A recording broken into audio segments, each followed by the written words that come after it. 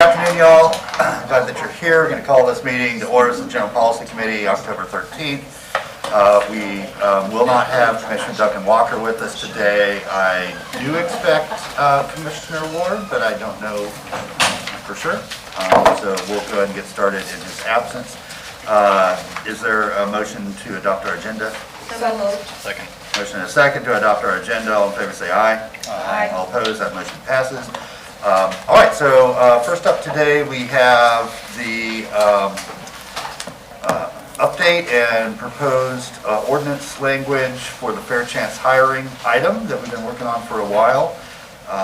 So with that, I think turn it over to the attorney for a sort of overview, and then kind of see where we are and hopefully get something before the commission in the near future. Mr. Neat? Yeah, this was a matter that came before the GPC back in early part of this year, and I think it was in the late February meeting where it was brought back for a full discussion. We had a proposed ordinance drafted. That ordinance tried to take into consideration all the factors contributed by Community Spring and other stakeholders. At that meeting, there were some further changes made to the draft ordinance that post February 28th, I think, version of. And then my understanding is at that meeting, the direction was for Mr. Folston's group to go out and do some outreach. I know they've had some events with the chamber and perhaps others.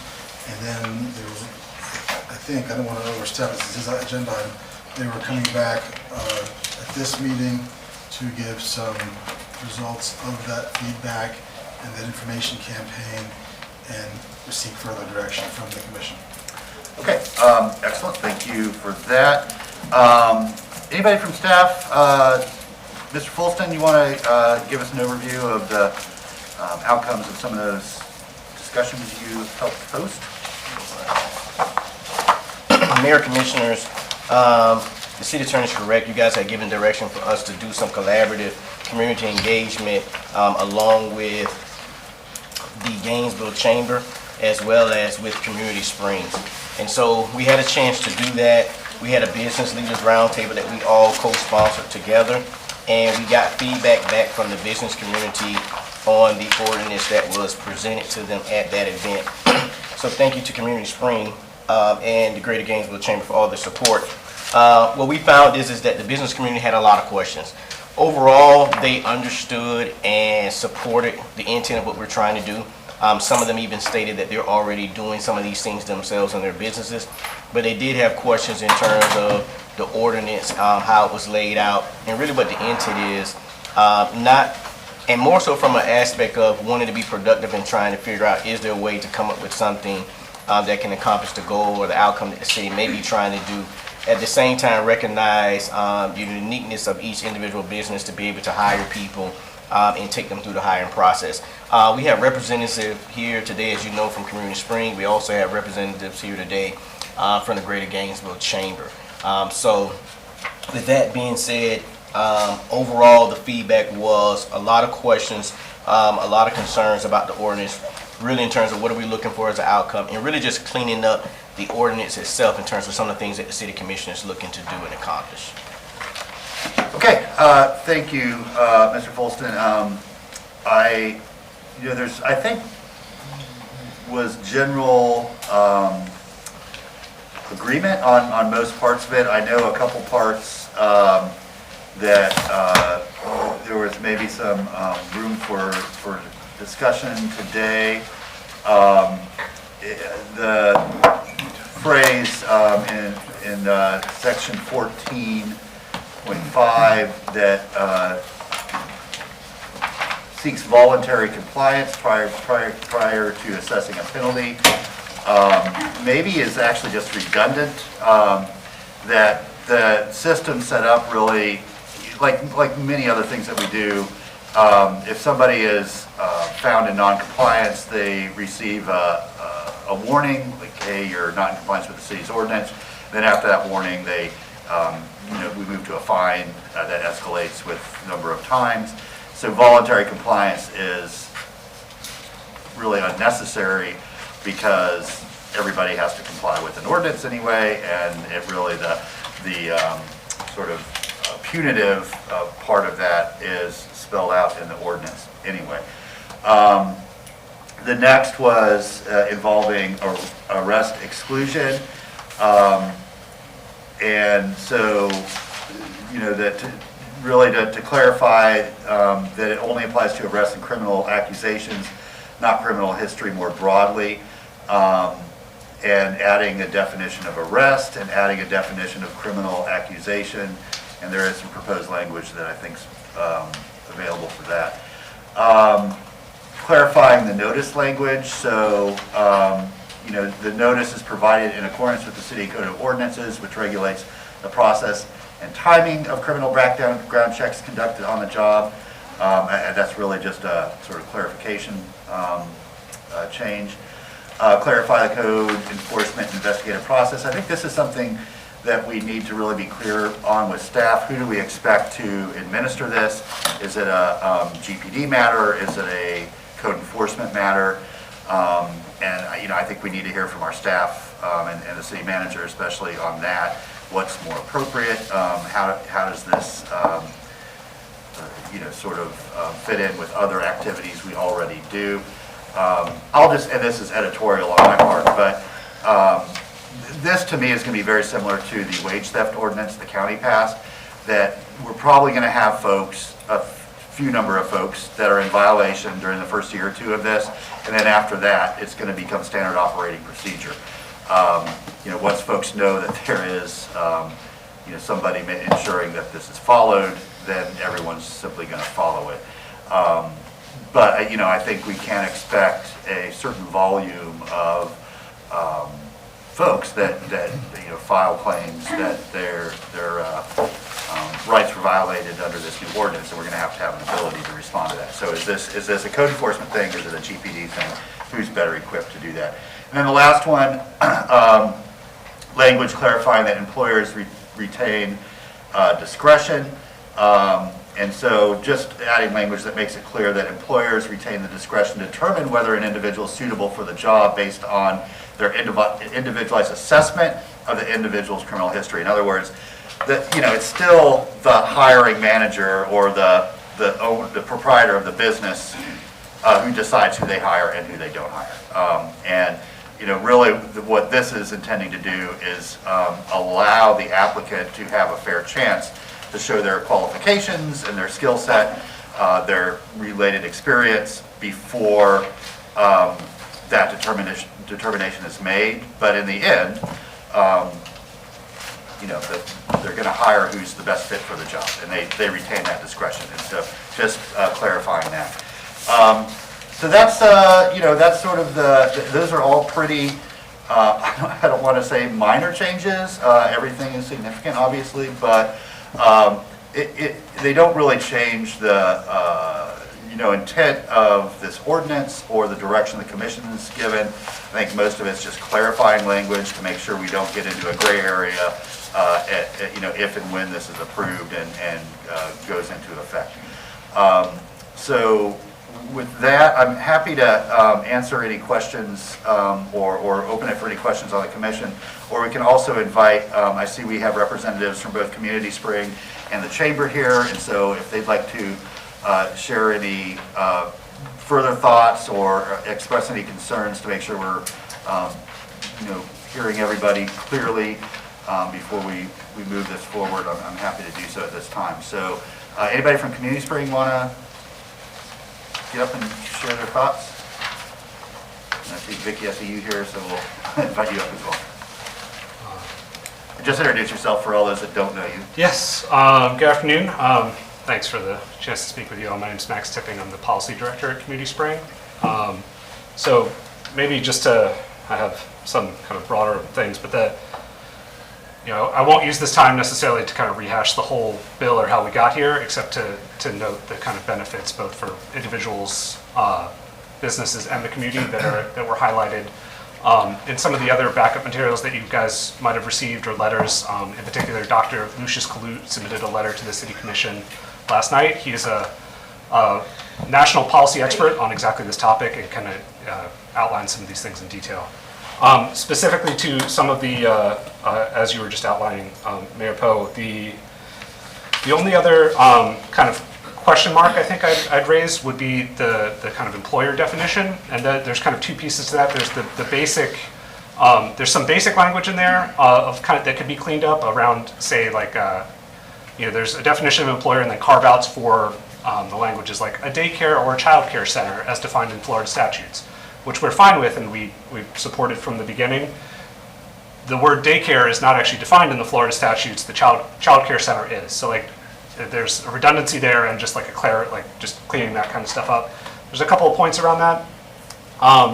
Setting that aside, though, I think the kind of other broader, more policy issue, less of a kind of drafting issue that we wanted to raise is we're a little bit concerned that having this ordinance only apply to employers with 15 or more employees is going to kind of limit its scope, and it won't be as effective at increasing employment among people who have criminal records. From the start of this process, we've been advocating for a 5-employer threshold, which is what Gainesville uses for its employment discrimination ordinance right now. The best data that we've seen suggests that at a 15-employee threshold, this ordinance wouldn't cover about 1 out of 7 jobs. Most other localities that have these types of laws on the books have a lower threshold than 15, whether that's 10 employees or 5 or 4 or even 1. And that's part of why we think that a 5-employee threshold would strike the right balance between making sure that this law has broad application while also not overly burdening any very small businesses with any sort of regulation. However, if the commission believes that that is too low of a threshold, we'd ask for consideration of a 10-employee threshold today. But I think more importantly, just to kind of zoom out, I think overall we are very excited about this bill. We believe it represents a really deeply meaningful policy change that would unlock some potential opportunity for so many people in our community who are unnecessarily barred from employment. And we ask for your support today. And I'm happy to answer more questions if there's any other kind of more specific things that arise. Right, thank you very much, Max. And I'm, again, editorialize here, but not only unlocking opportunity potential for individuals, but also for businesses. We have an incredibly tight labor market, and this really, I think, helps the business community find more opportunities to find the right person for the right job, when that's becoming increasingly difficult. So, but again, that's my opinion. Vicki, you want to share some thoughts of kind of broadly representing the business community? Absolutely. Thanks for being with us. Hi, Vicki Jervikis, Director of Public Policy and Grassroots Engagement at the Chamber. I did want to thank all of you. I want to thank Max and Zariah, our city manager. We were really, really happy to be brought in on this and have the opportunity to have the Business Leaders Workshop. It was very productive. I think a lot of specific comments were addressed at the workshop, and we've sent those on to Max and to Zariah, so you have some of the specific concerns about the language definition of employer. I think you touched on those, Mayor. I guess the only thing I would say, we are, and I will say, we are all in agreement that we have a labor problem, and any way to get outside the box and get more employees matched with employers, we have incredible enthusiasm for that. I would say the overall tone, though, that I have heard from the employers is that this ordinance is perhaps not the most effective way to do that, that it's a little bit of a solution looking for a problem. We have a lot of employers that are already doing these measures, the larger employers especially, employers that have human resources staff that have the capacity to make these kind of changes without there being too many hiccups. I think for the very small businesses that don't have that, we're adding a layer of regulation and rules that are going to make it a little more difficult to connect them with the employers. So one of the things that I think was brought out in the workshop was if we took a more education tactic as opposed to an ordinance tactic and had some more workshops with perhaps groups of employers, so retail, restaurants, healthcare. There was quite a bit of concern about the consultant type of employers that bring in workers for our larger employers.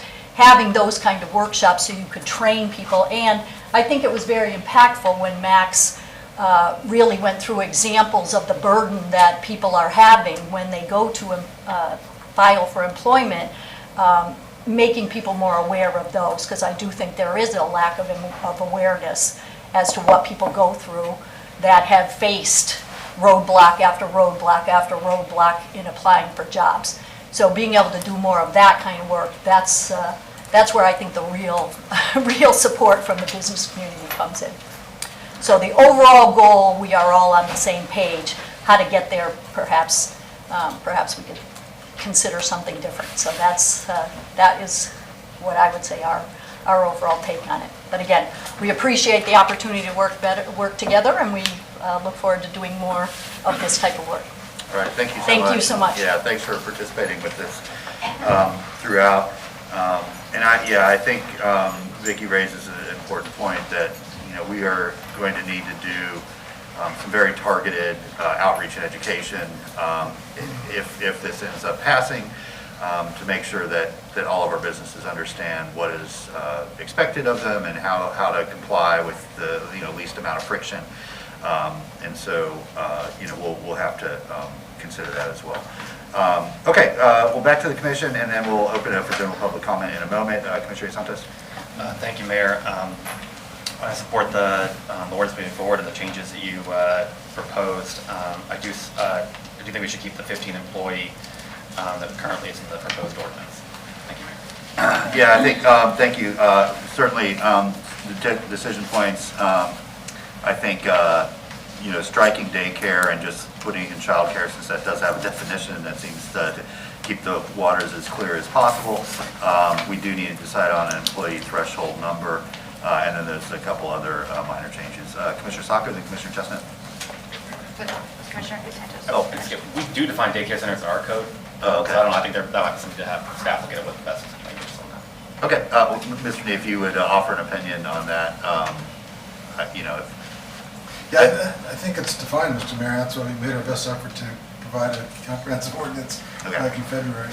So Max, your point was that in state statute, daycare is not defined, childcare is, but in local code it is, so, yeah. I think because it says that's defined by Florida statutes. So I think just statutes. Fine. Say relevant law, Okay. or take it out, whatever the direction is. But applicable code and state statute, that would solve that. Okay. Commissioner Sacco? Thank you, Mr. Mayor, and thank you everyone who's worked on this. I think I've lost track of how long we've been working on this, but I'm happy to see, a good product to move forward. Mr. Tippin, could I ask you a question, please? Thanks. Oh, don't say happily if you don't know what it is. You said that some folks have gone down to zero. Was that like they started their code at zero, or was it like a scale up, kind of figure it out as time went on to figure out what the magic number was? So there's 22, so there's 15 states and 22 localities that have this type, a very similar type of law in the books. There's actually well over 100 that have kind of in this vein kind of laws in the books. But of the 22 localities, most have below a 15 threshold. There's two that I could try to chase down in my notes that enacted their laws, because some of these laws have been on the books for maybe a decade or so in other places, and so they enacted laws with a higher threshold of, say, it applied to 20 businesses with 20 employees, and then several years down the road lowered that to, I think, one lowered it from maybe 20 to 5, and another lowered it from 10 to 1. And that's just something that happened a little bit later on in the process. So it wasn't like, we're going to start at 1. It That's was just my understanding. observe the trend, see how we're doing, pull back data. I think that's right. Yeah, I think it was, I can check again, but I believe it's San Francisco and Philadelphia are the two that rolled it. I'll believe you. Yeah. Thank you, Mr. Tipping. Yep. I think given that answer, I'll stay in agreement with Commissioner Hay Santos that 15 seems fine to start. And we'll have a lot of this information. We'll see what works, what doesn't. You don't always get everything 100% right the first time, and we can go back and tweak a little when needed. And to that, I don't think this is so much a solution looking for a problem. I think it's finding something that does help get folks employed. I'm glad a lot of our businesses are doing that. And I see it more as codifying something that is good before we find ourselves in a hole. So I think it gives a good opportunity. I don't like the comparison, like do this while we are at peace, rather than waiting for something to come to our door. We're seeing that this works with some businesses, some are happily doing it. We don't know what it'll look like in 10 years. And if somebody wants to go back to the old way, it's going to cost them a bit of effort to change it. So I'd rather put down something into our code that is working, that has worked, tweak it as we need it to really fit Gainesville down the road, but to offer that protection for folks really trying to be allowed to work. So I'm full in support of it. I'll stick to the 15 for now, and just ask that staff kind of update us regularly as it goes on. I will add the ordinance does require education of employers and residents. So there will be some, I'm looking at Mr. Fulston in the back, there will be some rather robust education and just kind of making sure folks know their rights and responsibilities and the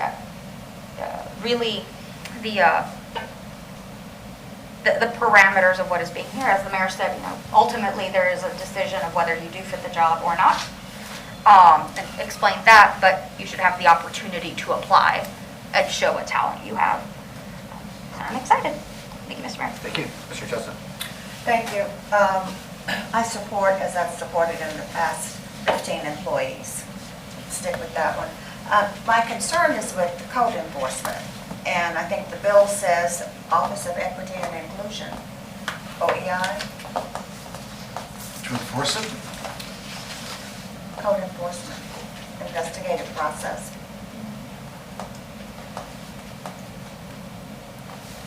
At any rate, that is a concern as to who would be responsible and where, which is what you raised at the beginning. Yeah, and I would love to hear from the manager and or Mr. Fulston on this. I think some of the thinking is that OEI does investigations, so when there's a claim of discrimination, they have a mechanism, they have an infrastructure set up to investigate claims of discrimination, and this kind of falls under that umbrella. However, it doesn't have to be that way. So, Madam Manager, do you want to opine on that? We have not really spent a lot of time trying to figure out exactly where this would fit. In most instances, there is a consumer services or consumer advocate kind of a division, in a city services department that would take on something like this. I know this is kind of new in terms of us getting into this particular territory when it comes down to enforcement. Clearly, I don't think the GPD is the department, so I would start immediately by saying no to that. Code enforcement potentially, but it does mean the additional, staff being added. And training even for them as it relates to it. So, I mean, there's some work to be done. I have not had the discussion with Mr. Fulston either, so.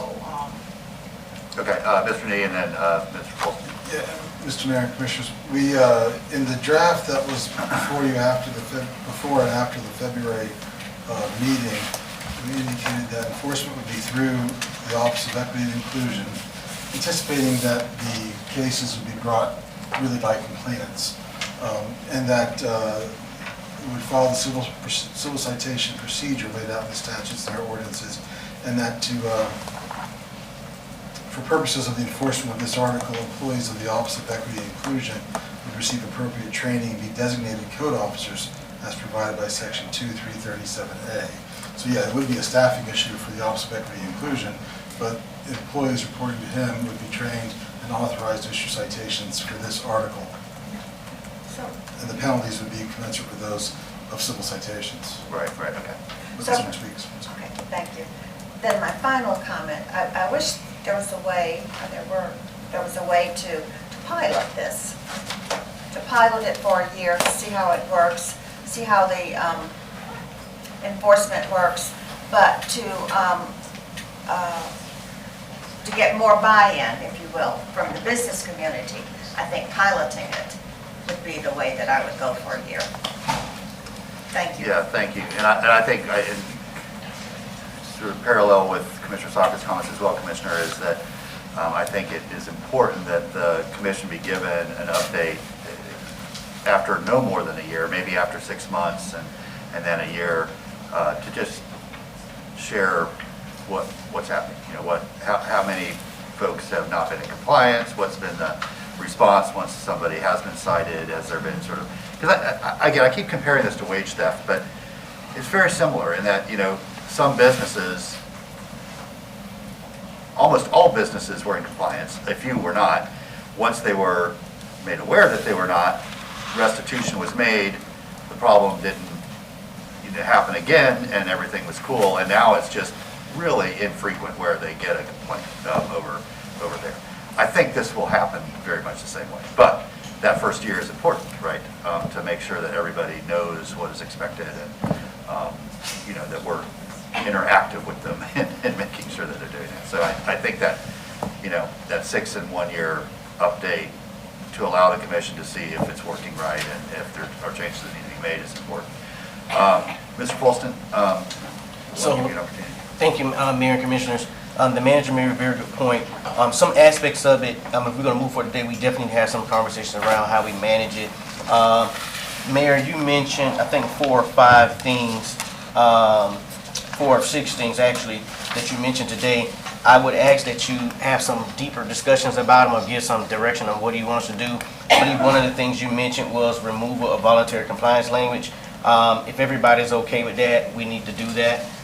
We need to go ahead and remove it. And the reason I'm making these points, Mayor, as we start to build out the prima facie standard that our office is now going to utilize to investigate these things, it's going to be based on this ordinance. So a couple of things that I would like for you guys to kind of weigh in right now or give us direction on how you want us to weigh in, and we can bring it back to you so that we're a little bit more clear on what we're going to be investigating.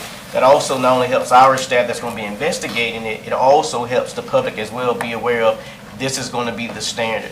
One of the things you guys talked about is that definition of employer. That's a very, very good one that needs to be discussed. The other one that you talked about, Mayor, of course, clarifying the language that we just talked about was the code enforcement section. We did in terms of our staff is now going to be getting code enforcement training, being code enforcement officers. The ordinance also talks about the ability to be able to give out civil citations. So there's just a couple things that we need to have some conversations around with the attorney, with the manager on, so that we're all clear on it. I'm definitely a fan for getting rid of anonymous complaints because we can't investigate anonymous complaint because somebody's going to have to give a name. Unless it's a whistleblower situation, if you will, but still, even then, we got to know what company it is, who are we talking about, and just, I wanted to be clear too, that we're talking about, I think it's in section, well, one of the things is in section 14A, half of any civil penalty recovered under the article should be awarded to complainant. Who gets the other half? I nominate the Office of Equity Inclusion if you're looking for suggestions of where the other half of that money should go. I'm teasing, but if you have a suggestion, so know that. Not kidding. Right, that's in there, so we got to have those type of discussions. But one of them is this too, is that language about a first-time violation. That probably should just be automatic. Everybody gets that first-time waiver, if you will, and then we start assessing the penalties as they're outlined. And that first penalty is $500, the second is $1,000. And making sure, to go to Max's point, we clean up the fact that, are we talking about per occurrence? Meaning, if Zariah Folston has a cleaning service, for the record, Mayor, I do not, but if I did and I had 10 employees, I was applying for one job, 10 people applied for my one job, one of them complained, we found out, yes, Zariah, you're in violation. Am I getting fined for just the one person, one job advertisement, or am I getting fined per individual person who, let's say 3 out of the 10 of for my cleaning service had backgrounds that were questionable? You see what I'm saying? So just clean up that, it just applies to, for example, just the one person. So if 10 of them had issues in their background check, just the one person who filed, and I'm only penalizing the company based on one individual, not the number of people who have applied. So just cleaning up those type of things, if you guys are okay with us doing that, I would love to be able to do that, just bring it back to you, because I think we understand the spirit in which you want us to do it.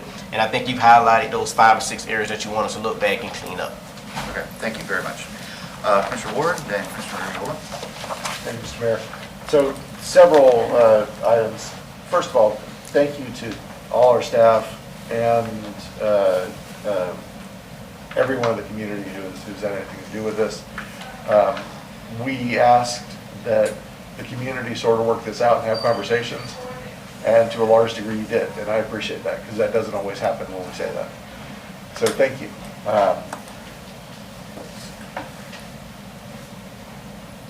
I'm certainly in support. It sounds like the number that we get passed today is 15. That's fine. It sounds like the votes are there for that. The code enforcement question, or how it's enforced question, certainly not GPD. It doesn't make sense there. I looking at the bottom of page 4, where we say employees of the Office of Equity and Inclusion may receive appropriate training and be designated to code enforcement officers. Seems like it's easier to just use code enforcement officers, because this contemplates hiring people. I mean, it really does, one way or another in some department. It may be that we have enough people, let's assume that we don't, and then we're going to have to bring somebody on at some level. I think it makes more sense to add duties to existing code enforcement than to take code enforcement outside of the city manager's office and have some people working with the city manager doing code enforcement and some people working for DEI. I feel like that can get fragmented pretty quickly. So I think straight up code enforcement is probably the place for it. I love the idea of a consumer services department or division or whatever, office, whatever the component might be. But that's our future date to talk about. But we have several things that don't really belong in the departments they're in, but that are consumer services, sort of consumer protection sort of things that we do at the city that could fit very well into a department like that. So that's something I'm going to think about moving forward. Data collection. The only data we're going to collect is, it sounds like, is complaints. We don't know, that doesn't tell us, is it working? That tells us, here are the number of people that didn't do it right. And I'm wondering if there's a way to, I don't know what it would be, but a way to see how well it's actually working. You know, how many people changed their policy? How many employers changed their policies to make it work? How many people got jobs, applied for jobs that would not have otherwise? I don't know how to count that. But I think that's useful to contemplate how we do that. Because if we just count the number of people that did it wrong, that's not a true picture of what we're trying to do. We're trying to do something good, and if we only count who's doing it bad, that doesn't tell us the story that of what we were trying to accomplish. Yeah, I support it. I would like it to be in code, to live in code enforcement, and I would like us to think about how we might collect data that tells the larger picture. Thank you, Mr. Mayor. Commissioner Hurley. Thank you, Mr. Mayor. I'd like to move that we ask staff to bring back the ordinance first reading with the changes that you suggested. Okay, so let's be clear about that. I think well, yeah, I've got that too, but I think so this is for you, Mr. Nee. Music? Just dancing a little. Fellow allowed to dance at a meeting? It's American, right? You can dance at a meeting. Freedom, that's right. Capital F. The first is the minor language change referring to applicable city codes and state statute. Employee threshold, are you suggesting 15? Okay. Striking the voluntary compliance. term voluntary compliance, because it essentially is redundant. Sorry, I just lost my arg. There we go.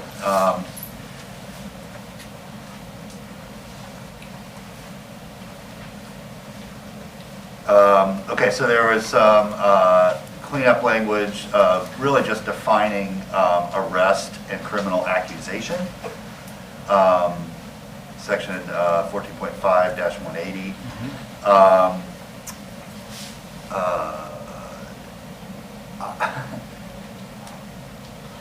Do you have a preference in the motion to determine who will conduct enforcement, or do you want to allow staff to come back to No, us? it would, I don't think that would be appropriate. I mean, I'd allow them to come back with that. I'm not convinced it needs to be in the ordinance at this time. I think that's a management decision, that we enact a policy and then they figure out how it is best administered. So I think that we can be neutral on that. And then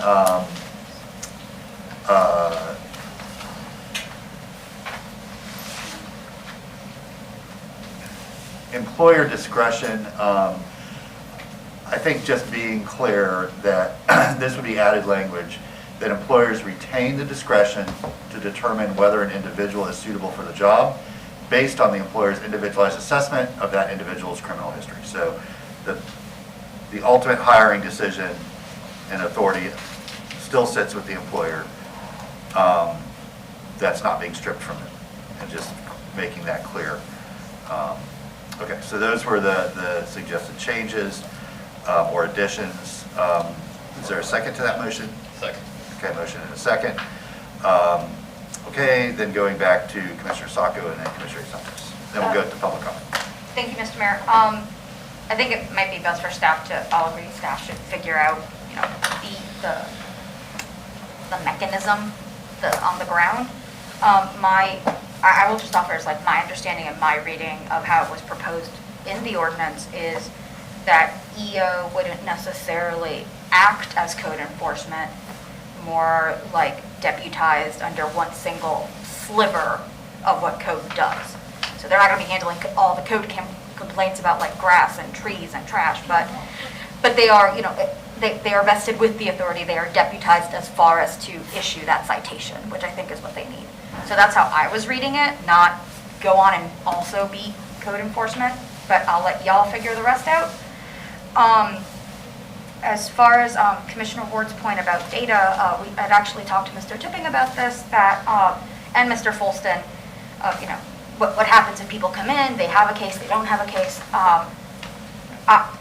And I think that we came to the conclusion we have to strongly encourage folks that if they think something's happened, please let us know. At no point can we tell them, oh, you know, we don't think it qualifies, don't bother starting it. I think everybody who believes or thinks they have a valid complaint should fill out the paperwork. So that gives us the data of how many people think it's being applied. So at least it tells us how many people know about it to some degree. And then we would still do our process through whichever mechanism to go out and figure out, are there facts to sustain this? Yes, no. If there aren't, then we follow through. So it does give us, you know, some data based on complaints, but it gives us a lot more than who isn't. Because if you go out and someone's like, here's our whole policy, here's everything we do, you can still extrapolate data of, actually, no, this industry seems to do really well. The complaints we have are all from construction, or the complaints we have are all from this type of work. There's a lot of playing around with data that can be done when you have really savvy people working on it, and luckily we do. You can make a lot out of very little if you put the right lens on it. So I'm really excited to have that meeting in a year, plus however long it takes to finalize 1-2 readings. But I'm excited. Thank you, Mr. Mayor. Commissioner Santos? Thank you, Mayor. I just want to address one thing that Mr. Folston brought up, saying that the first time change had to be an automatic warning. I don't think it should be an automatic warning. I think it should be left up. Sometimes there's egregious things that on the first time, and they should be fined if there is an issue. So I think that should be up to discretion of how kind of egregious the infraction is. Thank you, Mayor. Do you have suggested language for? In keeping what we currently have. Okay. Okay. Mr. Nee, do you have what you need? I think so. There was a communication I saw that I believe went to the commissioners, I think you were reading from. So based upon that and the limitations explained in the motion, I think we have a good handle on it. Okay, so motion to direct the city attorney's office to draft an ordinance and bring this back for first reading to the city commission. With all due haste, I will just, again, editorially add, we'd like to get this done before the end of the year, certainly. And with that, we will invite members of the... Oh, go ahead. Put that in the motion, bring it back, although he just walked out. No, yeah, that's I think it was It's my new second. insinuated in the motion that we bring this back. If it passes, we'll bring it back for first reading to the city commission. Yes, thank you. Okay, members of the public that wish to speak, come on up to the lectern here. You'll have 3 minutes to share your thoughts. When the little yellow light comes on, you have 1 minute left, and when the red light comes on, I'll ask you to conclude and invite the next person to come up and speak. Madam Clerk, I think we have a few folks fill out cards. Max Tipping, followed by Kevin Scott.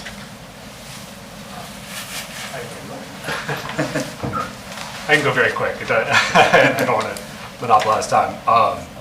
Except to say that I thank you all for your support. I would also like to echo my thank you to the city staff who've been working on this for the last 17 months, as well as the Chamber of Commerce who did a fantastic job of organizing community engagement around this, as well as all the people who are directly impacted by this, who have shared countless hours and time of insight into trying to draft this. This goes back to the Community Springs First Fellowship class, which was Torchlighters Reentry Support, which is a number of folks who were impacted by the justice system who identified this as one of the primary barriers, kind of structural barriers underlying difficulties coming back home from incarceration. And so it's really exciting to see this advancing, and I just want to say thank you all, and thank you to everybody else who's been involved in this process. Thank you.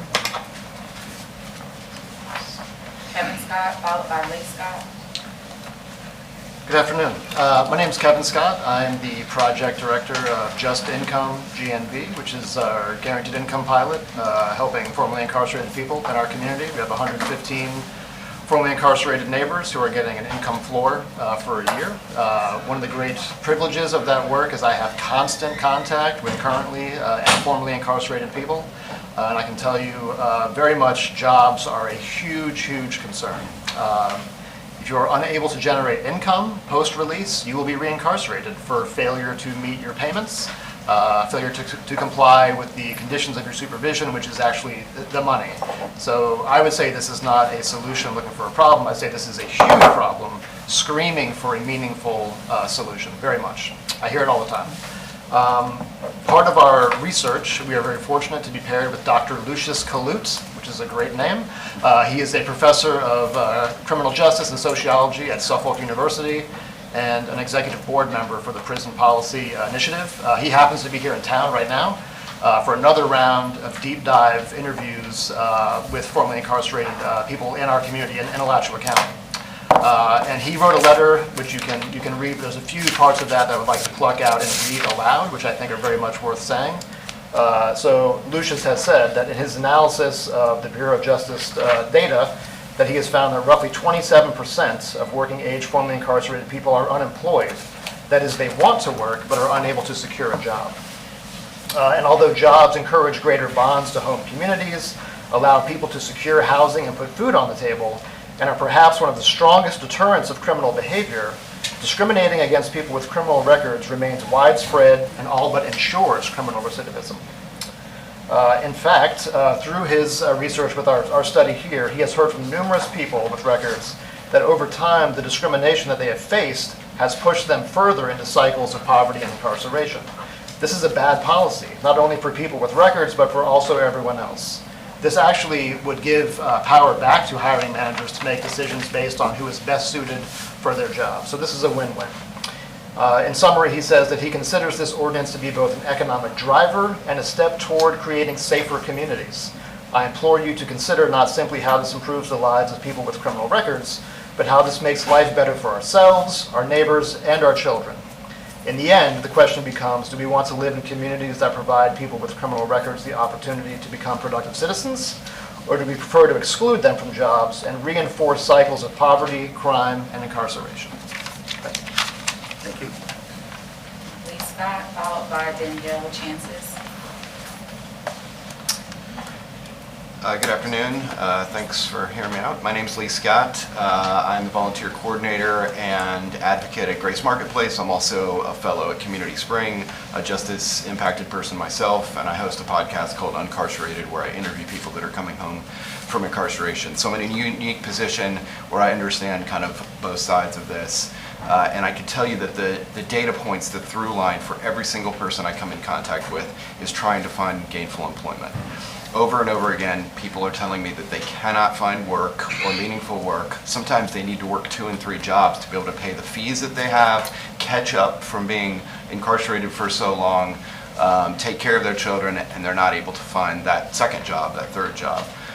Sometimes the hungriest, most ambitious people are people that are coming home from incarceration. I talk to business owners who say that their best employees are often people who are newly returned home from incarceration. And your record, your criminal record, doesn't often accurately reflect what happened. It's something on a piece of paper that does not tell the story of the mental health, abuse, and suffering that the justice impacted person suffered at the time of their incarceration, or where they're at now in their life. It doesn't tell the whole story. Yesterday I had somebody show up at Grace who had been incarcerated for 7 years. I tried to give him some extra clothes and extra food, and he didn't want anything. He just wanted help finding a job, and he had some literacy issues, and he couldn't go down and fill out some applications himself. What's interesting about this is that he was just at the work release center for a year where he was gainfully employed, and the day that he got released from the work release center, they fired him. They no longer will pick him up from the work release center. So here's somebody who has shown over and over again that they have the skill set, that they're reliable, that they'll show up every day and they want to work, but because he's a formerly incarcerated individual, he no longer can. Thank you. Thank you. Danielle Chances, followed by Sheila Penny. Hi y'all, my name is Danielle and I am a community organizer and activist. I have been working with justice involved individuals in Alachua County since 2018, about 4 years now. In my experience working with people coming out of incarceration, the #1 concern that I hear from families is about gainful employment. Last night, while I was trying to field people who were trying to come for the special meeting that got postponed, I ran into a family that I started working with 3 years ago whose son is coming home after 10 years of incarceration next year. When I was talking with his mom, she was just telling me how she is so excited for her son to come home and yet so worried about the challenges that he's going to face when he comes home, specifically worried about, him being stressed about money. He has children to take care of and being able to find gainful employment after 10 years of incarceration. City of Gainesville has the Partnership for Reimagining Gainesville, and I'm part of that, and my project's actually about reimagining public safety, and this ordinance is reimagining public safety. When you give people access to resources and gainful employment, you're reducing recidivism and you're allowing people to participate and become productive members of society and such. So as that is something that literally the city invests in, is reimagining, what our community can look like. This is exactly the type of ordinance that helps make that a reality and support our community members.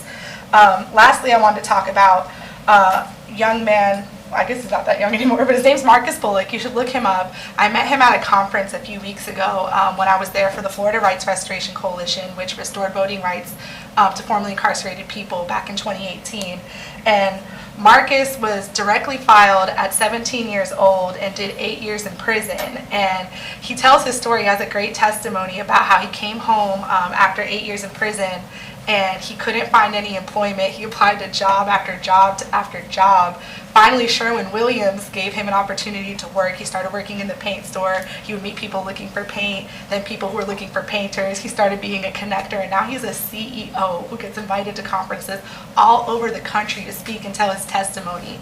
And so, again, there are so many people in our community that are brilliant minds, and they're just looking for that opportunity, somebody to take a chance on them, given the opportunity to succeed. And I think, it sounds like everybody here is supporting, and just reminding everybody that these are the success stories that we can create in our own communities by passing this ordinance, and giving people a fair chance at being gainfully employed and working hard to contribute in our communities.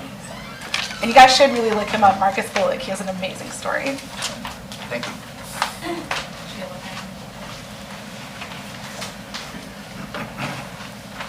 Hi, Sheila Payne. I'm representing the Letcher County Labor Coalition. We had a vote saying that we support this ordinance, and as always, the Community Springs has done a brilliant job putting it all together, working with the impacted people. I mean, it just makes, it's common sense that people need a job when they come out, and that would be the strongest indicator of them being successful.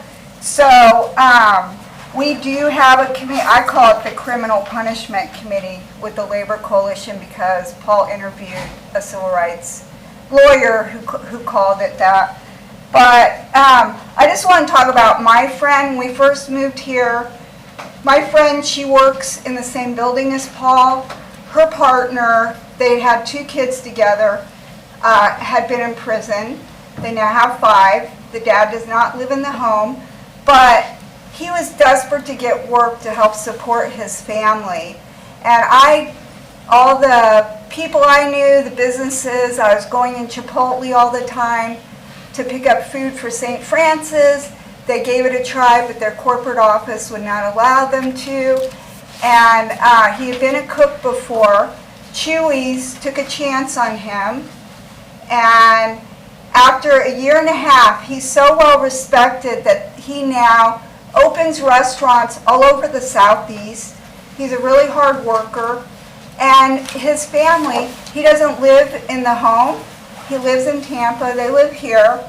But his 5 kids have excelled at everything they do, and part of it is the respect they have for their dad and for their mom, but also they stress education. And the oldest one is just started college this year. Next one is applying. And it all has to do with the dad had a job, the mom had a job, and there was so much stability in that home. And I admire them. The kids do homework in the summer, and they're from a community that, the demographic is that they maybe wouldn't have excelled, these kids. They're in a demographic where the mom has had to fight for the kids to be in the advanced classes. So as far as the ordinance itself, I would like to encourage you to use the wage theft ordinance model that y'all have talked about. It's been highly successful. It should be, people can make a complaint. I think it could be anonymous. We are no longer allowed to do that in code enforcement anymore. But I appreciate y'all are taking this up, and it's a wonderful, everyone knows Community Springs does all of the Thank you, Ms. Payne. research. Ms. McKnight?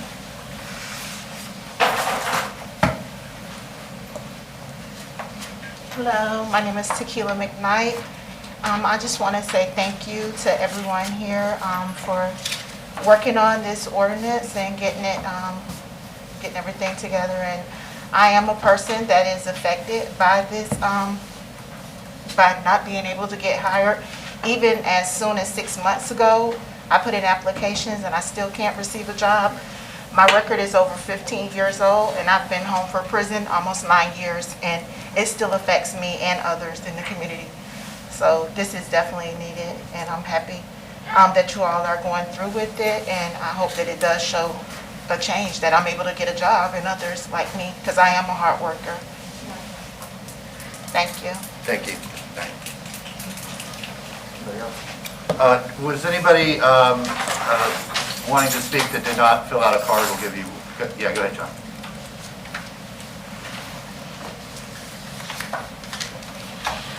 Good afternoon, everybody. John DeCarmine. Thanks for the opportunity to speak on this. I didn't get a chance to fill out the card, but wanted to speak in support of this, not only as an employer in town, also as a member of the chamber, also as somebody who has, in the past 8 years, probably gone through we have 60 employees or so at any given moment out at Grace. We probably had 200 or so people work for us over the course of the 8 years we've been open.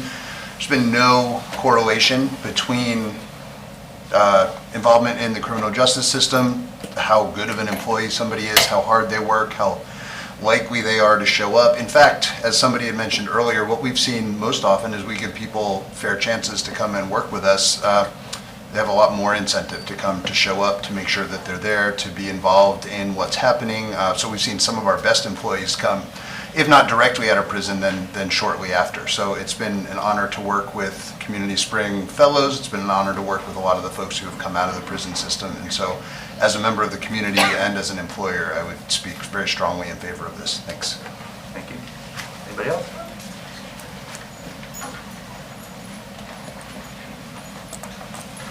Hi, Vicki Javickas again from the Chamber. Just want to make sure that my soundbite does not get misinterpreted in that we are all in agreement that the problem is finding good employees to match with our desperate employers, and that anything we can do to widen that circle is something we are all about.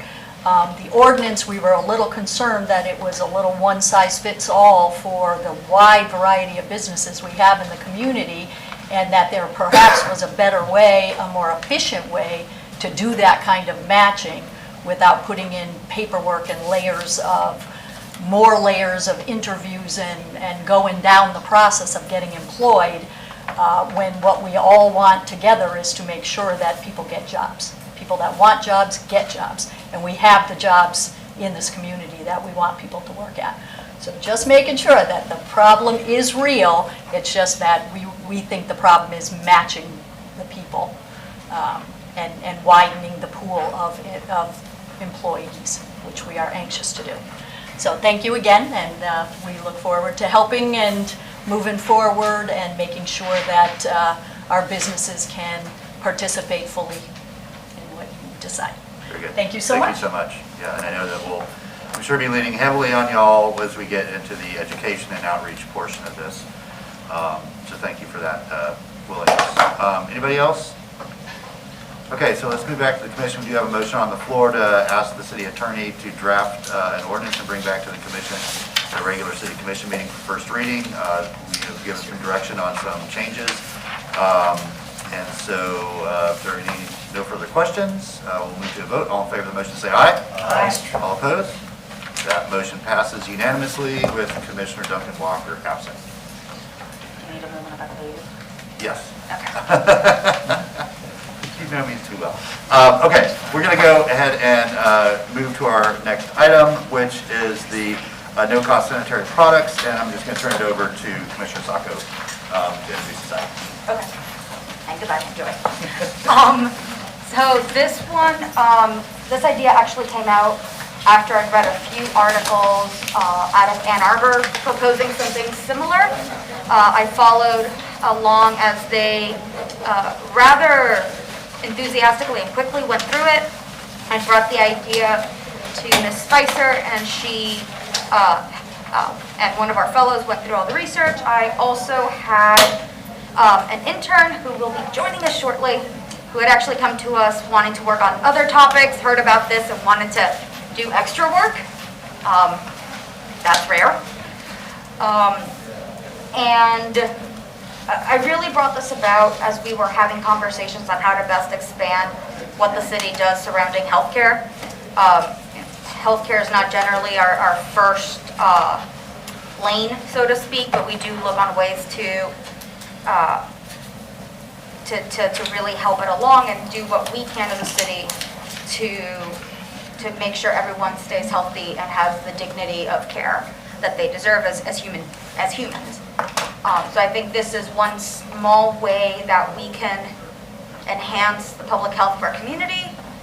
And I will turn over the rest to Ms. Spicer. All right, great. Sure. Thank you, Mayor and Commissioners. Morgan Spicer, Interim Policy Oversight Administrator, and I am here to share the research that was conducted by one of our summer fellows, Anna Marie Elliott, on the provision of no-cost sanitary products in municipal bathrooms. So as always, the first two phases of our policy process, phase one was research and idea formulation, which resulted in our report, and then we are in phase two, which is GVC consideration. So the discussion of access to and provision of sanitary products, especially menstrual hygiene items like menstrual pads and tampons, which is more specifically what this item is about, has become an increasingly common topic amongst governments on the local, state, and federal level. This is largely because of the cost and access inequality associated with this topic. Menstruating persons can often spend on the conservative end well over $1,000 on the products within their lifetime. But there's also a public health aspect to this. Sanitary products can help stop the spread of both bodily fluids and bloodborne pathogens. And so the combination of this access inequality and the public health ramifications has led to institutions like the United Nations declaring this a public health issue. So this is just a little bit more information on the relationship between income and access. So a 2019 study in the Medical Journal of Obstetrics and Gynecology found that about 64% of their low-income participants were unable to afford menstrual hygiene items during the previous year. And this is also an issue that specifically affects younger individuals. So 37% of students surveyed by Women's Reproductive Health said that they had missed school due to a lack of access to menstrual hygiene items. And then, of course, for Gainesville-specific context, about 30% of Gainesville residents live at or below the poverty line, according to U.S. Census data. So, as mentioned, a lot of governments have recently taken up this issue, and that includes the state of Florida. So in 2017, menstrual hygiene products were made tax exempt as medical items. And in 2019, the legislature passed the Dignity for Incarcerated Women Act, which does require that state correctional facilities provide incarcerated women with healthcare products, which does include menstrual hygiene items. And then there have been discussions in recent legislative sessions about requiring public schools to make these products available. However, those items have not ultimately made it out of committee in the Florida legislature, so they are not law in the state. So there are a couple of cities, as Commissioner Sacco mentioned, that have been sort of leading this effort. One of the first cities to implement this type of program was Brookline, Massachusetts. They passed their ordinance in 2019, and it had about a 2-year rollout period, so it only went into effect this past fiscal year. But they do require that menstrual products be provided in all municipal bathrooms, the town hall, recreation centers, and libraries, regardless of gender. Their ordinance does specifically require that these restrooms have machine dispensers to dispense these products, which did raise the cost of their initiative quite a bit. So they expected to spend about $50,000 in that first 2-year rollout, about $40,000 of which was dedicated towards the purchasing of the machines and the installation of the machines. And then they expect to spend about $7,500 each year on the resupply of products. And then, similar to Gainesville, their public school system is under the county control, so this policy does not apply to them. And they have a population of about 63,000 people, just for reference. Salt Lake City also had a similar pilot initiative where they devoted $20,000 to the provision of free menstrual hygiene products in all municipal buildings, which included City Hall and their city library branches. And then part of the initiative included advocacy that this program be expanded to prisons, airport, public utilities, and golf facilities. They do not, unlike Brookline, they do not require the machine dispensers, so this is just for the provision of products themselves. And then Utah is one of the states that did ultimately pass legislation which would require that schools provide these products as well in female and unisex bathrooms. So that's just an extra bit of information. And then the last city is Ann Arbor, Michigan. So they have a fairly significantly scaled up version of this policy, which they passed in 2021. And it requires the provision of no-cost sanitation supplies, which includes soap, toilet paper, but also menstrual pads and tampons in all public restrooms. And when they're referring to public restrooms, they do not mean municipally owned public restrooms. They mean any restroom that is accessible to the public. And so that is defined by the Michigan Plumbing Code, and it includes schools, gymnasiums, hotels, airports, public buildings, bars, restaurants, etc. And again, similar to Salt Lake, they do not have the required implementation model, so they don't require the provision of the machines. They just require that the products themselves are provided at no cost to customers. And failure to do so does result in a civil infraction punishable by a fine of up to $100, which is enforced by their community standards officers. And then their ordinance does also provide an exception for places of religious or spiritual worship. And then the last sort of slide on case studies, one of the places that you'll find these types of programs very frequently is colleges. So here are a couple of examples. The University of Minnesota requires that they have one machine in every building on campus to provide these sanitary products. And in the first 3 months of implementation, they spent $1,600 on tampons, $500 on machine installation, and $100 per machine. FIU allocated $25,000 for a one-year pilot for 15 dispensers and products. And then FSU student government allocated $370 for the purchasing of pads and tampons to donate to students through the food pantry. And there are some nonprofits dedicated to really more specifically college programs, and they generally advocate for the allocation of $5 to $7 per student or $10 to $15 per menstruating student when you are starting this type of program. That's obviously not one-to-one for a city effort, but it is just there for some information. So for potential advantages to policies, as discussed, this can benefit lower income neighbors due to the cost of sanitary products and helping those products become more accessible to neighbors. And also, as mentioned, there is the public health element to help stop the spread of bloodborne pathogens and diseases. However, there are a few potential challenges to implementing this type of policy. So the first, making sure that you are able to find adequate and cost-efficient sources of products. Facilitating the policy would require additional work for restroom and facilities managers. There are also environmental impacts associated with sanitary product waste management. And then lastly, there is the potential for misuse of sanitary products provided in municipal restrooms. And so that's the research that we have. These are the remaining phases of the policy process. Phase 3 would be timeline development within a working group. Phase 4 is full staff analysis and proposal development. Phase 5, return to GPC. And then Phase 6 is implementation if the commission would so choose. And that is what I have for you. Thank you, Ms. Spicer, appreciate that. And now, thank you, Ms. Spicer, and that wonderful intern I mentioned, this is Riley who's going to come up. Like I said, Riley came trying to help on something, and they chose to stay on and help with other items. They are going to follow up on some other issues that Ms. Spicer didn't quite cover, and I will let them go on. But first, I'm sure you might have noticed some pronouns I'm using, and I ask that we be respectful of Riley's pronouns, which are they, them, as much as we can make that effort to make them feel comfortable at City Hall. Thank you. Thank you, Raina. Hi, everyone. My name's Riley, and I'm going to be presenting an argument for free menstrual products in some of the city bathrooms. Next slide. So first, I'm going to go over what menstrual hygiene is.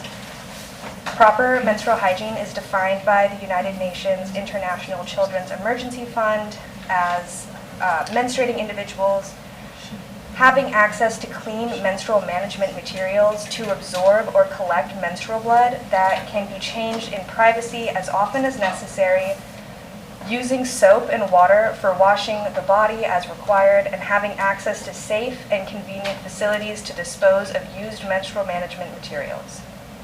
The menstrual management materials that we are suggesting are sanitary menstrual pads and tampons.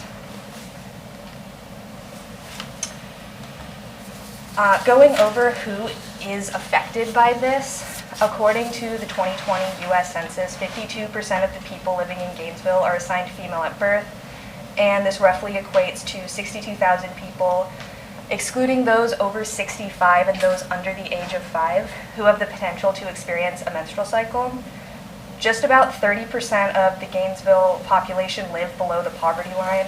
Of these 62,000 people with the potential to experience menstrual cycles, roughly 18,000 will likely experience period poverty, and this just means that they are likely unable to afford or attain sanitary products.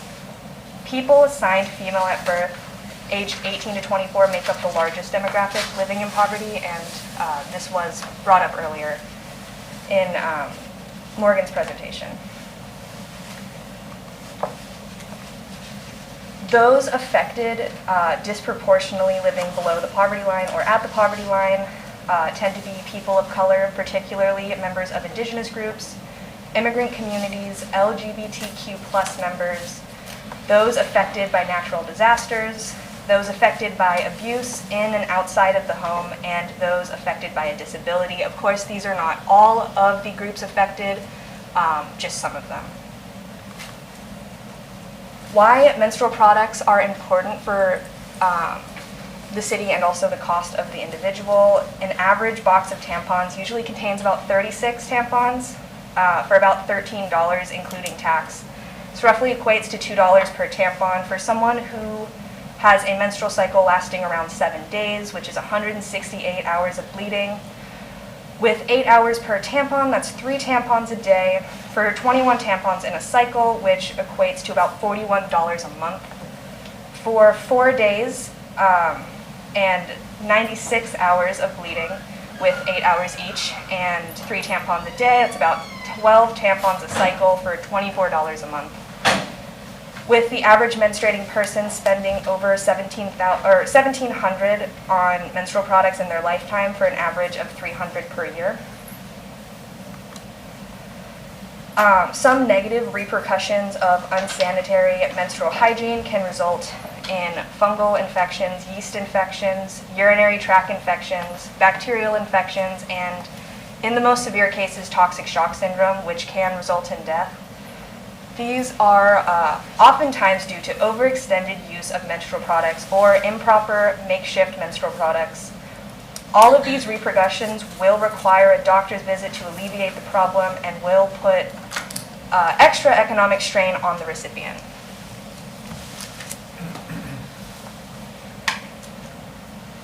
As Morgan just mentioned, there are a list of other cities that have implemented similar policies to the one that we are presenting, Brookline, Ann Arbor, and Salt Lake City. And then here are a list of universities that have implemented policies that require menstrual products in bathrooms. So it was pointed out some possible disadvantages of implementing a policy like this. I went ahead and listed some counters. So for adequate, cost-efficient sources of products and the difficulties surrounding that, the city can purchase these products in bulk, resulting in a lower cost per item. The city also has the time to sift through options and find something that would be most economic, unlike someone who might work 2 or 3 jobs and still live on or below the poverty line. For facilitating the policy that would require extra or additional work for restroom managers, it's unfortunate putting extra work on anybody, especially in a job like that, but unfortunately it is a job. It is not going to take much more time than restocking toilet paper or soap, and it is very clearly a necessity for the residents of Gainesville. For potential environmental impact and sanitary product waste management, these products are going to get used regardless. As of now, it often comes at the cost of those finances being pulled from elsewhere, like transportation, rent, food, and other medical expenses. And lastly, for potential misuse of sanitary products provided in restrooms, unfortunately, today we live in a society that stigmatizes the menstrual cycle. We need to start the normalization process, and the only way to do that is to start. So unfortunately, we will see likely misuse, but hopefully with time, that will no longer be something that we see. So this is a list of suggested locations for a pilot program. We have Westside Park, Porter's Community Center, Depot Park, Possum Creek, the Cotton Club Museum and Cultural Center, and Tom Petty Park. Here is a map of those locations. And then to zoom into closer sections, we have in the northeast quadrant in District 4, we have Tom Petty Park, so you can see University there at the bottom. We have Possum Creek in the northwest quadrant for District 2, and you can see 13th Street kind of cutting through the top right corner. For the northwest quadrant in District 4, we have Westside Park. And then finally, for the southeast quadrant in District 2, we have Porter's Community Center, the Cotton Club Museum, and Depot Park.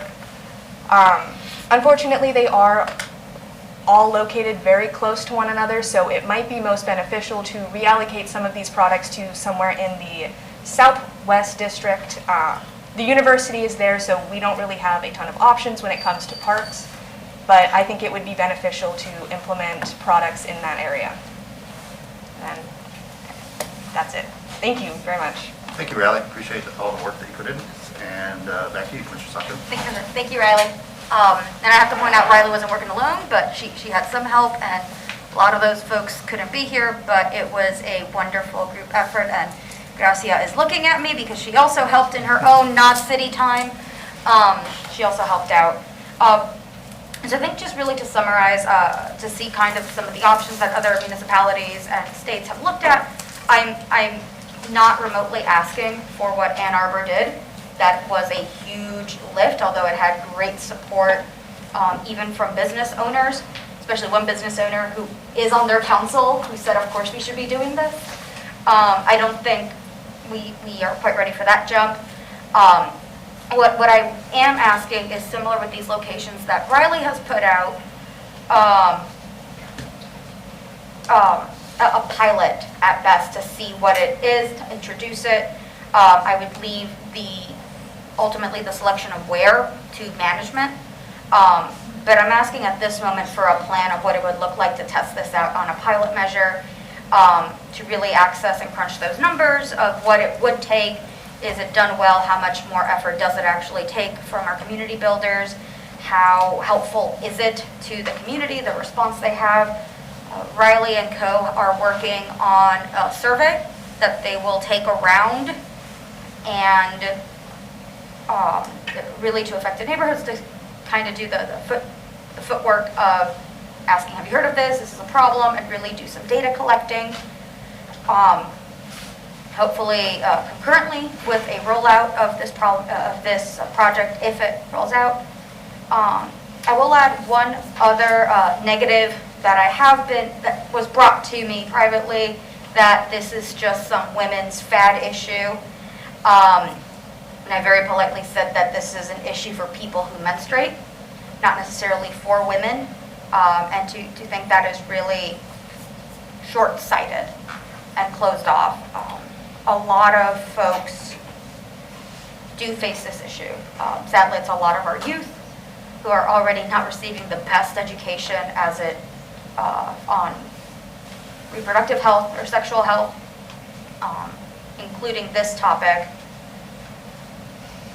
And that's why we thought parks with some of our community centers might be the best place, because those are safe havens for a lot of our youth and a lot of our community who really just look for a safe place to be, and that this could be one of those elements that we provide to make them feel safe and comfortable as members of our community. Thank you, Mr. Mayor. Thank you. Commissioner Sumter. Thank you, Mayor. Support us moving forward on this as well. Though for the locations, I don't think we should do the Cotton Club Museum because it's not a public building or a city-owned building. But I think a couple other places to consider would be the In-Law K Center, Bo Diddley Plaza, and our city pools. Yeah, I think that's it. Thank you, Mayor. Mr. Ward. Thank you, Mr. Mayor. Totally in support. A few questions, though. Do we know about how many municipal restrooms we manage? I don't have a number for you now, maybe, we can get it back to you. I'm looking right at Phil Mann. If there's anybody in this room that knows the answer to that, it's Phil. And if he doesn't know, then We're doomed. we'll get it later. Phil, do you have an idea? I do not, but I will find out. I'm just curious at this point. But it seems like that there are two potential paths here. The first is we're trying to alleviate a poverty issue by making menstrual products available for people who can't buy them elsewhere. That's a good thing to do. The other path here is just offering them as a convenience to people when they come into the bathroom. We don't ask people to bring their own soap to the bathroom. We don't ask people to bring their own toilet paper to the bathroom. I don't know why we ask people to bring their own menstrual products to the bathroom. So we can do this as a pilot, but I would prefer to to treat it as any other restroom supply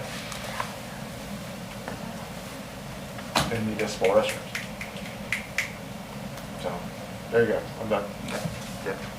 Thank you, Mr. Mayor. I think I'm of the similar thinking.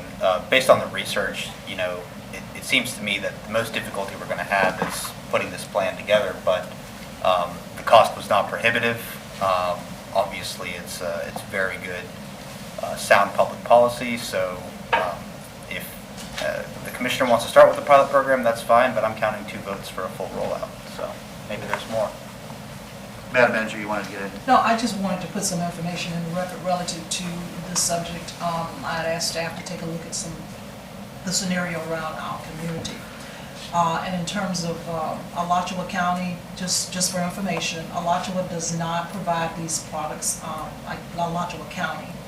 The school board of Alachua County does not provide these products. The city of Tallahassee, just as a comparative, offers these products in public restrooms, but not parks. Leon County has them in a majority of their public-facing restrooms, including parks. The estimate to outfit all of our restrooms would initially be around $20,000, not in the current facilities management budget. And staff estimates to restock them on an annual basis, it would be anywhere between $2,000 and $5,000. And that doesn't include the replacement of damaged or broken dispensers. So I just wanted to put that in the conversation. Helpful, thank you. Commissioner? Yeah, I mean, Oh, sorry, go ahead. I would prefer a pilot. Many restaurants offer these supplies in the bathroom already that are free. They're not dispensed. You can just go in the bathroom and just take what you need from the box, which would be a way that I would suggest. I think I like the Florida State model, which was, I think, $370. Where is Morgan? $370. Florida State University, and how did they disseminate them? Yes, so they spent about $370, 500 pads, 500 tampons, and they were all just placed in their food pantry, and students grabbed them from there. Yeah, they did the food pantry. Well, we know that the restaurant model works. It works today. That's been going on for years. So. Very good, thank you. Commissioner? Yeah, thank you, Mayor. I forgot what I wanted to, this again shows that our Southwest Gainesville has been underserved. We couldn't find a single place to have a park and stuff like that, so I hope the future commissions can help address that. With the budget numbers that were brought forward by the city manager, I would support a full rollout as well. Thank you, Mayor. Yeah, thank you. I support a full roll. I mean, Commissioner Ward made a really just crystal clear point that, you know, we don't ask people to bring their own paper towels to dry their hands after they wash them, right?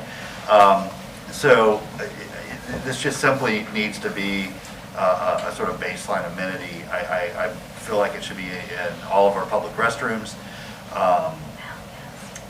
It is an unbudgeted item, so I think the manager will need to come back with, I'm not concerned with the annual recurring cost, but there is going to have to be a determination of that initial, sort of capital investment to put the facilities, put the mechanisms in our facilities to make this happen. But I'm willing to support doing that. I just cannot think of a reason to not do it, right? Except that it's an unbudgeted item, and that can, there can be solutions to that. So I just think we need some recommendations on how to address that, but with all intention of moving it forward to all public city restrooms. Thank you, Mr. And thank you, everyone. I almost cried because I figured I'd ask for something small and maybe I'd get it, and I'm very pleasantly surprised by your responses. As far as installation costs for machines or dispensers, similar to what Commissioner Chestnut just said, a lot of folks just kind of put out a box, a basket. I was in Ann Arbor this weekend. I went to all the bathrooms, and I was very happy. One of the, although my poor husband had to go back in because I told him you didn't look do the men's room also have it? Was not happy about that part. But what I saw is not a fancy dispenser, not nothing quarter or anything, not even a turn twisty thing. It was, if you've seen them, kind of like an upside down candy cane soup dispenser where they just kind of roll out. It was just that, like just grab one from this thing on the wall. And they were just open and out in the public. There was no really fancy machine or doohickey. They might as well have been put in a box for that angle. That said, if I can count to 4 and I can make that 5 in a second, I would move that we ask staff to come back with, I guess, a plan for implementation of free menstrual products across municipal bathrooms. Because you said it's not necessary. No, okay, you don't need to give us a plan? You can just go? Just do it. Just staff go forward and, okay, this, I like this better. Make like Nike and just do it. Okay, then I just move staff, go and implement. Just go forth. Go forth and put free sanitary products in our municipal bathrooms, you know, pending their judgment on where would be best. But go ahead. Okay. Motion second that we put hygiene products in our public restrooms. Madam? If I may, Go ahead. and I do mean all. So some of them said only women's rooms. Where there are complications, we will report back. We'll do. Okay. Very good. Thank you. Madam Clerk, anybody that wants to speak to this that didn't sign up? Good. I was going to speak, but then the conversation went really well, but I guess I'll read it anyway. I'm here to speak in favor of moving forward with this agenda item. In the many hats I wear in life, one of the proudest I am is my name is Gracia Fernandez. I apologize. Many of you might recognize me. Let's pretend you don't. I'm very proudly a Planned Parenthood volunteer. And I understand why this is a conversation that can be a bit awkward or uncomfortable to have, or even the idea of putting him in men's bathrooms. Like if I, born as a female, assigned a uterus when I was born, decided to transition into a male expressing person, I will still have a period. And I will use the men's bathroom, but will still have a period. And so that it complicates the conversation when we try to gender it. And it's not only a women's issue. It's not just a women, female assigned at birth issue. It's for dads who have teenage daughters whose wives are out of town and need to go pick up quick tampon for their kid. It saves money, it's an issue of wealth and personal hygiene, and it's for kids whose first period started with no warning at the middle of the day in school and just need to take a quick detour to the park. It's a really simple solution, as you all have discussed, and I am so glad that we're moving forward with it. I think that by creating these products and making them universally available, it takes the gender away from the conversation and it makes it less of this taboo conversation where it's really just sometimes you're born with certain body parts and sometimes they work a certain way. Let's degender the conversation, let's bring it to the forefront, and let's also move closer to closing that equity gap. Thanks for your time. Thanks, Ms. Fernandez. Anybody else? Okay, back to the commission. All in favor of the motion say aye. Aye. All opposed? Motion passes unanimously with Duncan Walker. No cheers or cheers. We don't clap. Thank you for your enthusiasm, but no cheers or cheers. Thanks. Okay, thank you, Commissioner, for bringing this forward. Thanks for all the research and preparation on this. We're on to our next item, Affordable Housing Work Plan and Inclusionary Zoning Update. Yes, Madam Manager? yes, Mr. Mayor, members of the Commission and Policy Committee, we have an update from Corey Harris on the Affordable Housing Work Plan.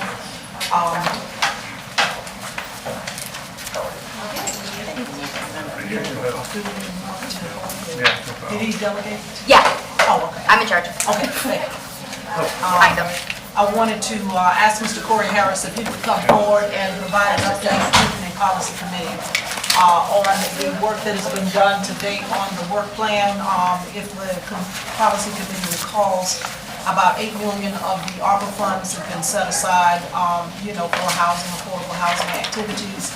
He's prepared to talk a little bit not only about that, but what's been happening in the affordable housing arena that he's taken the lead on, housing and community development. And once he is finished, We will have an update provided, adding some context to the code changes around the inclusionary zoning proposed ordinance.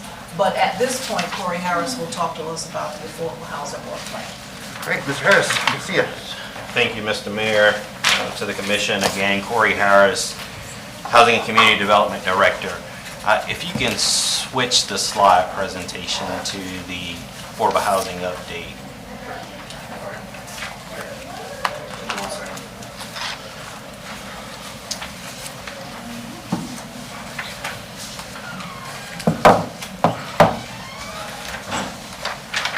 And again, as the manager has mentioned, back in July, we presented the building blocks for an affordable housing work plan. And again, it provided a framework and set the stage for an affordable housing work plan. You can see here, as you guys may remember, some of the topics discussed during that building blocks for an affordable housing work plan. Discuss the housing needs and challenges, funding for housing initiatives, funding recommendations, and an enhanced approach to housing and community development and the way that we deliver services as a city department. This slide is probably very familiar to you. There's a list of services being provided by the city around housing and the various funding sources. As a part of the department reorganization, GCRA housing programs are now being operated out of the Thomas Center, so that makes one shop clearinghouse for a lot of our housing programs, which makes it easier as we administer these programs to our neighbors throughout our community. Also, we've taken more of an innovative and collaborative approach to addressing housing needs, so we're seeing more interagency collaboration or interdepartment collaboration. As you guys remember, as you may remember, the Affordable Housing Work Plan, as stated previously, there were several recommendations, 5 recommendations. Of those 5 recommendations, many of them were around, or excuse me, the 5 recommendations were around an $8 million allocation from ARPA. The 5 recommendations range from providing developers an incentive to build both single and multifamily housing units for sale and for rental, increase our rehabilitation budget to serve more families. Right now, we currently have 19 households in some stage of our rehab process, with 80 households on the waiting list. So again, there's a great need for rehab assistance in our community. And you can also see some of the other programming recommendations as far as the land acquisition piece of the pie as well. Recommendation number 6 was about the disposition of city-owned property. As you will see in probably the next commission meeting, or the commission meeting in November, you will see where, as a part of the CLT Community Land Trust agreement, there's a list of properties in that that's a part of our disposition strategy. Also around Home ARPA. There's a disposition strategy around the city-owned properties that's under HCD's purview. As well as there's been some talk around developing some housing units as a part of the GTEP property redevelopment strategy. Recommendation 7 is to work to establish a regular cadence. As an update, I want to make sure that we're having those regular meetings to move this initiative forward. Recommendation number 8, as you can see, the ADU pilot program as referenced in the Home ARP funding. That process is moving forward, as well as recommendation number 9, the development of an agreement with both the city of Gainesville, or excuse me, the Gainesville Housing Authority, as well as the CLT, which was referenced earlier. A little bit about Home ARP and community development block grant programming. Here's the budget. Many of you are familiar with this budget here. Here's our recommendation for the home ARP. As you can see from the slide, here's a map of the 5 or 6 properties currently owned by or within the purview of housing and community development.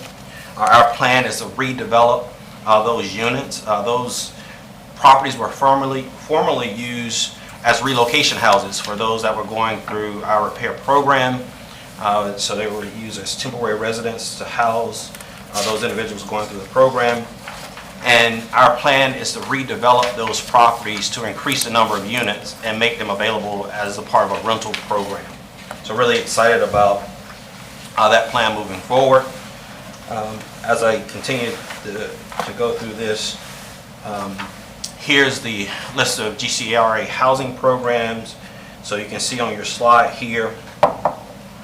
So they give you a brief update, or this dashboard gives you a brief update of the number of the amount of funding spent, as well as the number of recipient of the services that's being provided. So you have the neighborhood paint program, the heirs assistance program, my neighbor program, community weatherization, housing energy tune-up program, historic homes stabilization program, and also the affordable housing infill project. Here are the housing and community development programs, oftentimes funded through either CDBG funding, as well as the Federal Home Investment Partnership, as well as the Connect Free funding. Here are funding that we've partnered with outside agencies to provide certain services around, whether that's housing development or public services around, whether it's after school programs, it could be around juvenile justice, it could be around a number of those entities that apply for services through our housing and community development and receive community development block grant funding to administer programming. We've started the initiative of being more impactful and engaging our interagency partners such as Alachua County. So our first meeting is scheduled for October 18th to where we can have a regular correspondence and be in regular communication with the housing folks from the county. So I want to thank you all. And if you have any questions, I can address those now, or I can pass the baton over to Juan Castillo. Okay, thank you, Mr. Harris. Appreciate it. Juan, why don't you come on up, Mr. Castillo, and get part 2, and then we'll have a discussion.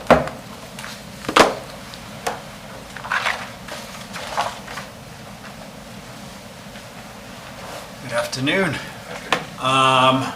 For the record, my name is Juan Castillo. I'm a planner with the Department of Sustainable Development. And this afternoon, I'll be talking to you about our inclusionary zoning effort currently going at the city. Let's see if I can get, oh, this is a new clicker for me.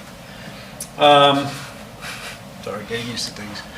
But, so the proposal before you this afternoon is a result from the city's ongoing efforts to address affordable housing here in Gainesville, which has progressed from the City Commission's direction, as well as the study done by the HRNA consultant group, and as well as research done by staff.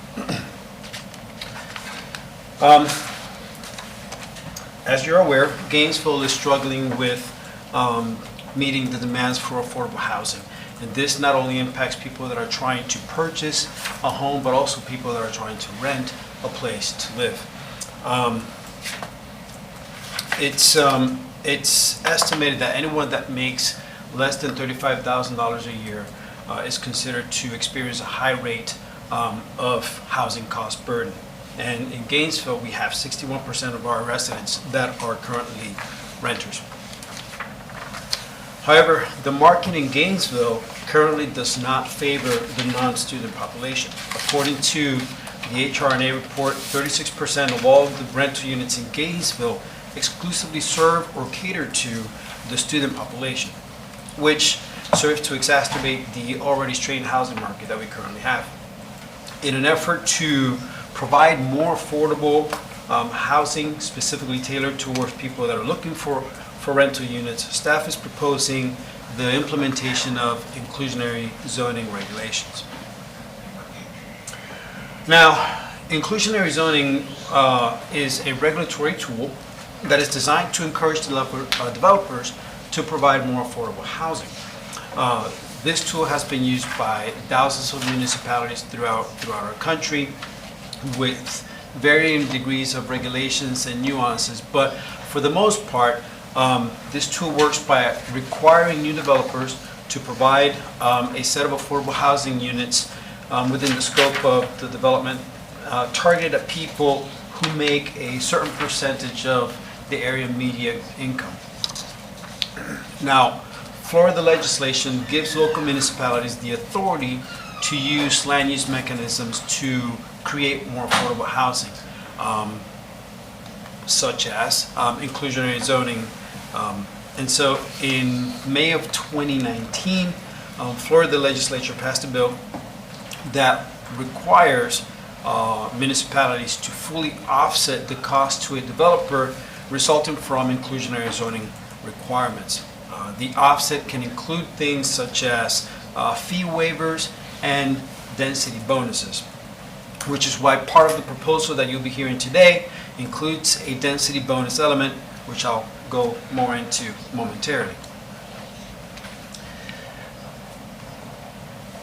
There we go.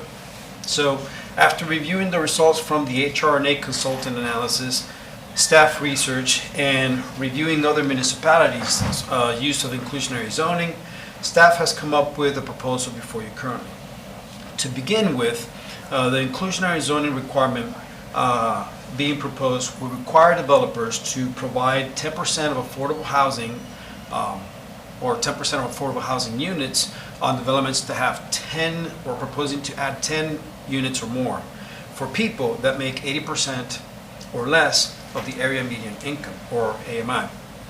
Developers will be required to come into an agreement with a management company that will be responsible for making sure that people that meet the criteria of 80% AMI are paired with available affordable housing units, as well as the offset that will be provided for the development for their provision of affordable housing unit that will look, that is 30% of density bonus for that developer. So in other words, if the developer provides 10% to folks that make 80% AMI, they will be awarded 30% density bonus on the respective area, zoning area.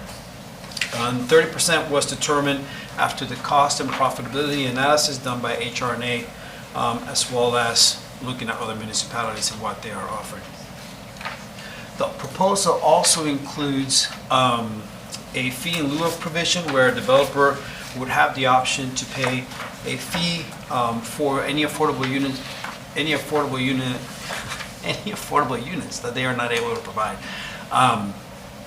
And this fee is determined by market rate as defined by HUD regulations. And this fee will also be reviewed every 2 years and updated accordingly. The duration of affordable units being provided would be basically for the life of the project, as well as the description for the affordable units being provided. They have to be comparable to market rate units, so that means comparable in materials, comparable in any services being associated with the units. So if the market rate units have access to a gym or a pool or anything of the sort, the affordable units would have to do the same. As well as the affordable units will be available at the same time that the market rate units will be available. So once the project receives their CO, the affordable units would be available to be housed, as well as market rate units.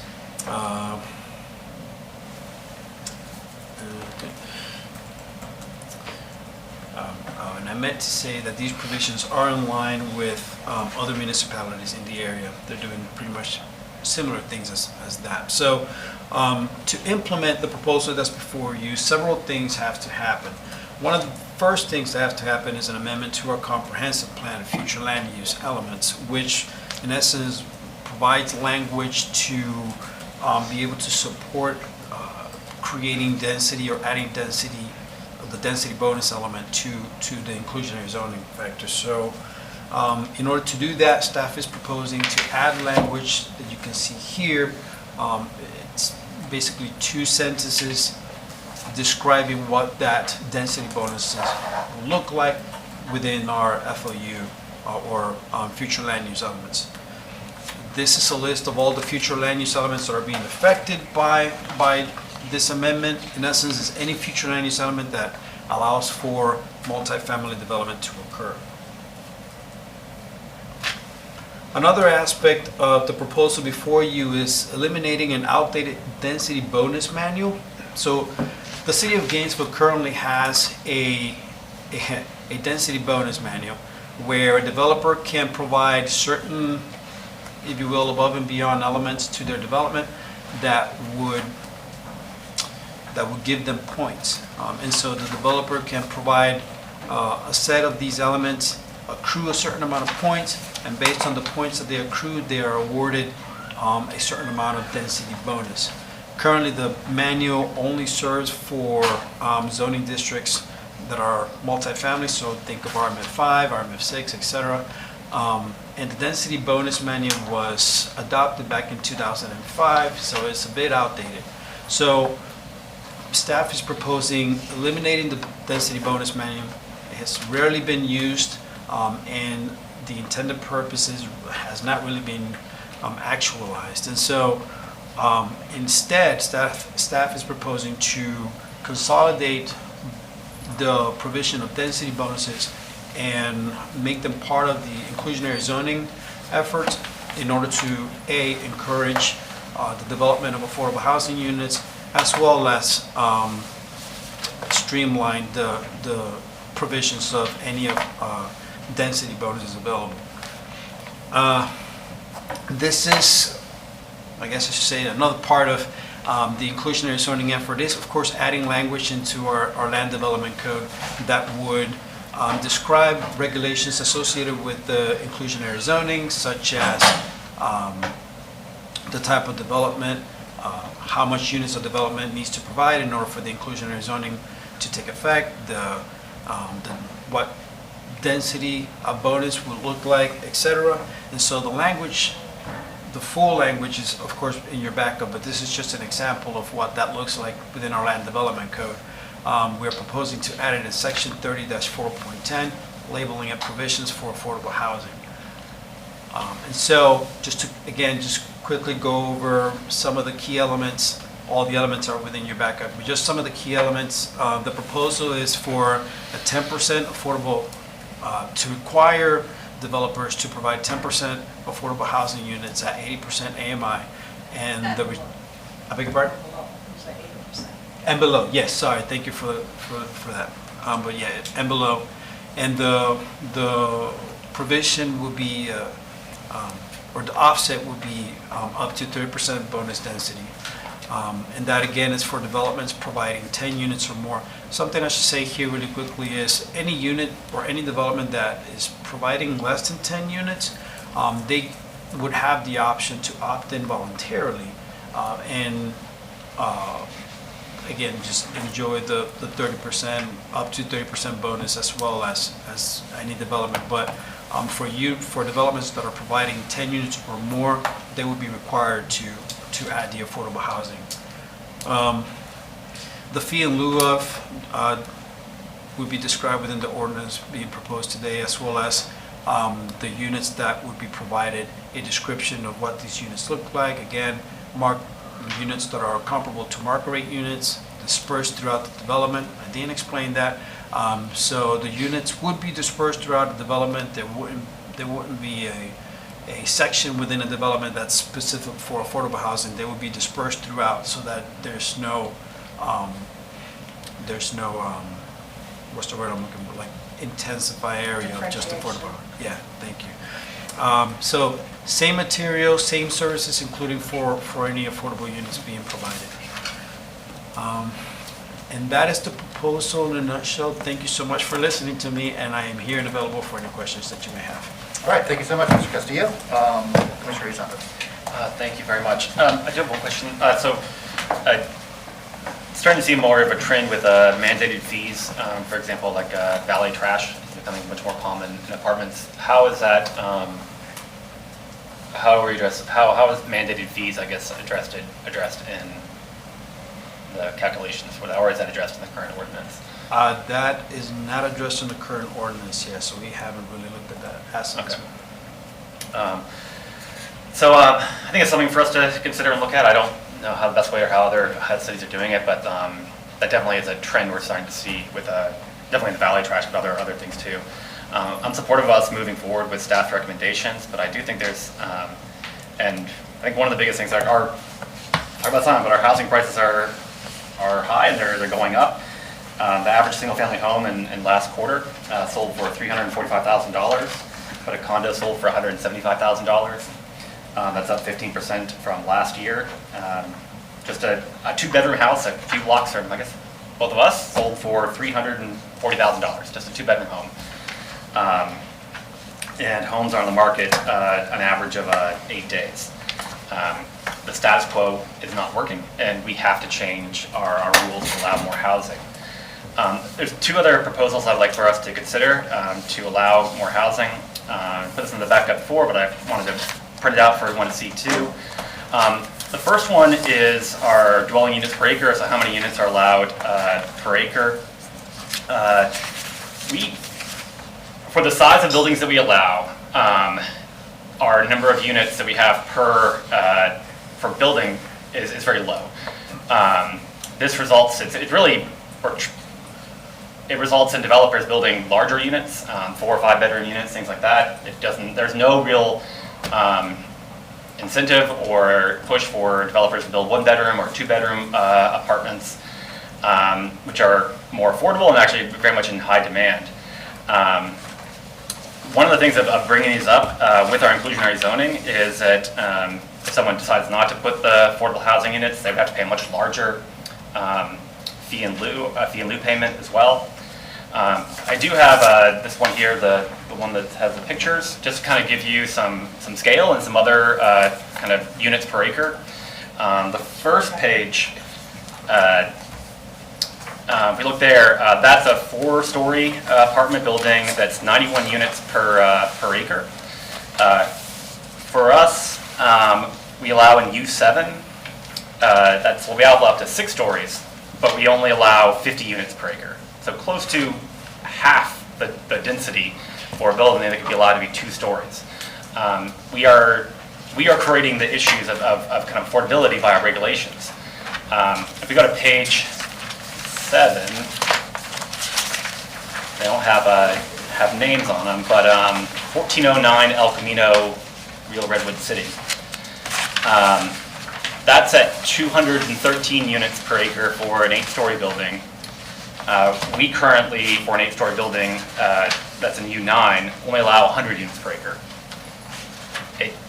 Our density rules don't make sense for the heights of what we're allowing.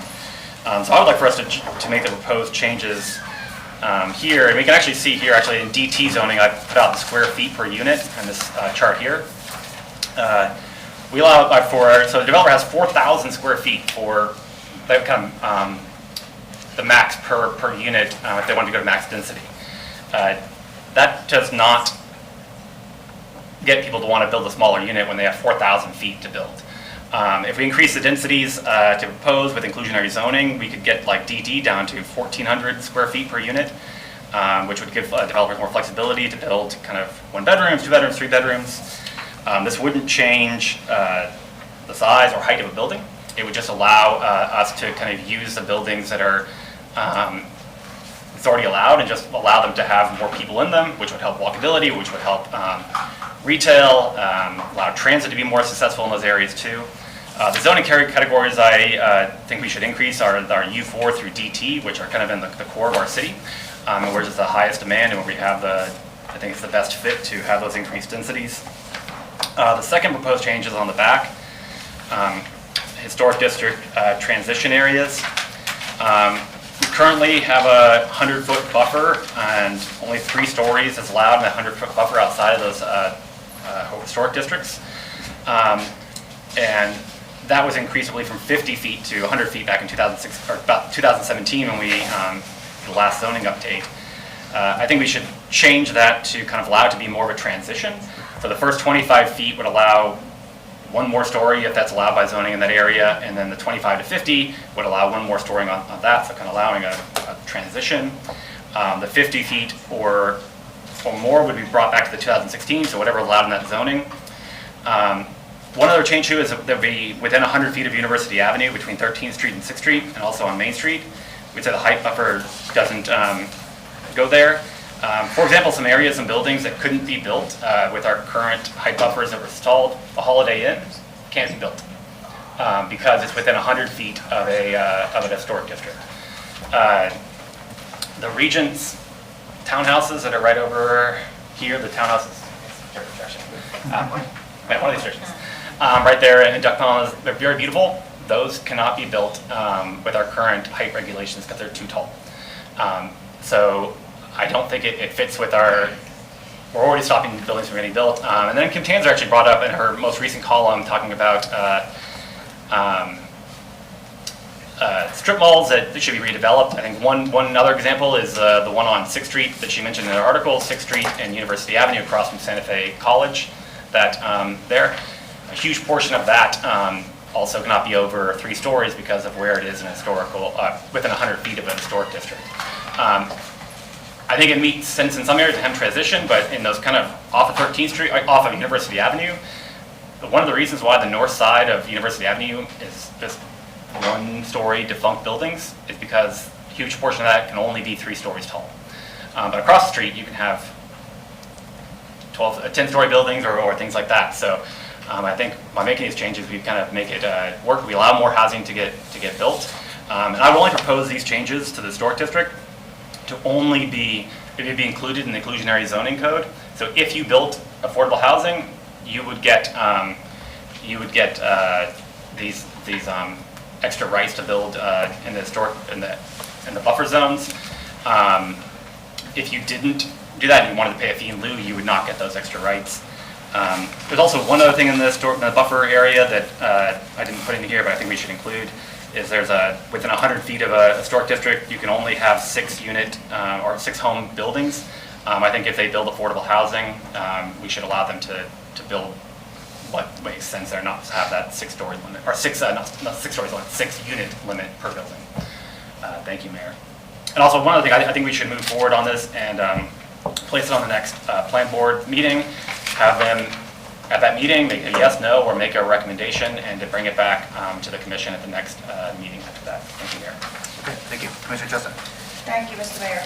I think as we embark on this topic, I ask that we bring the community in so that we don't make the mistake we made with exclusionary zoning. And one way to do that would be to perhaps use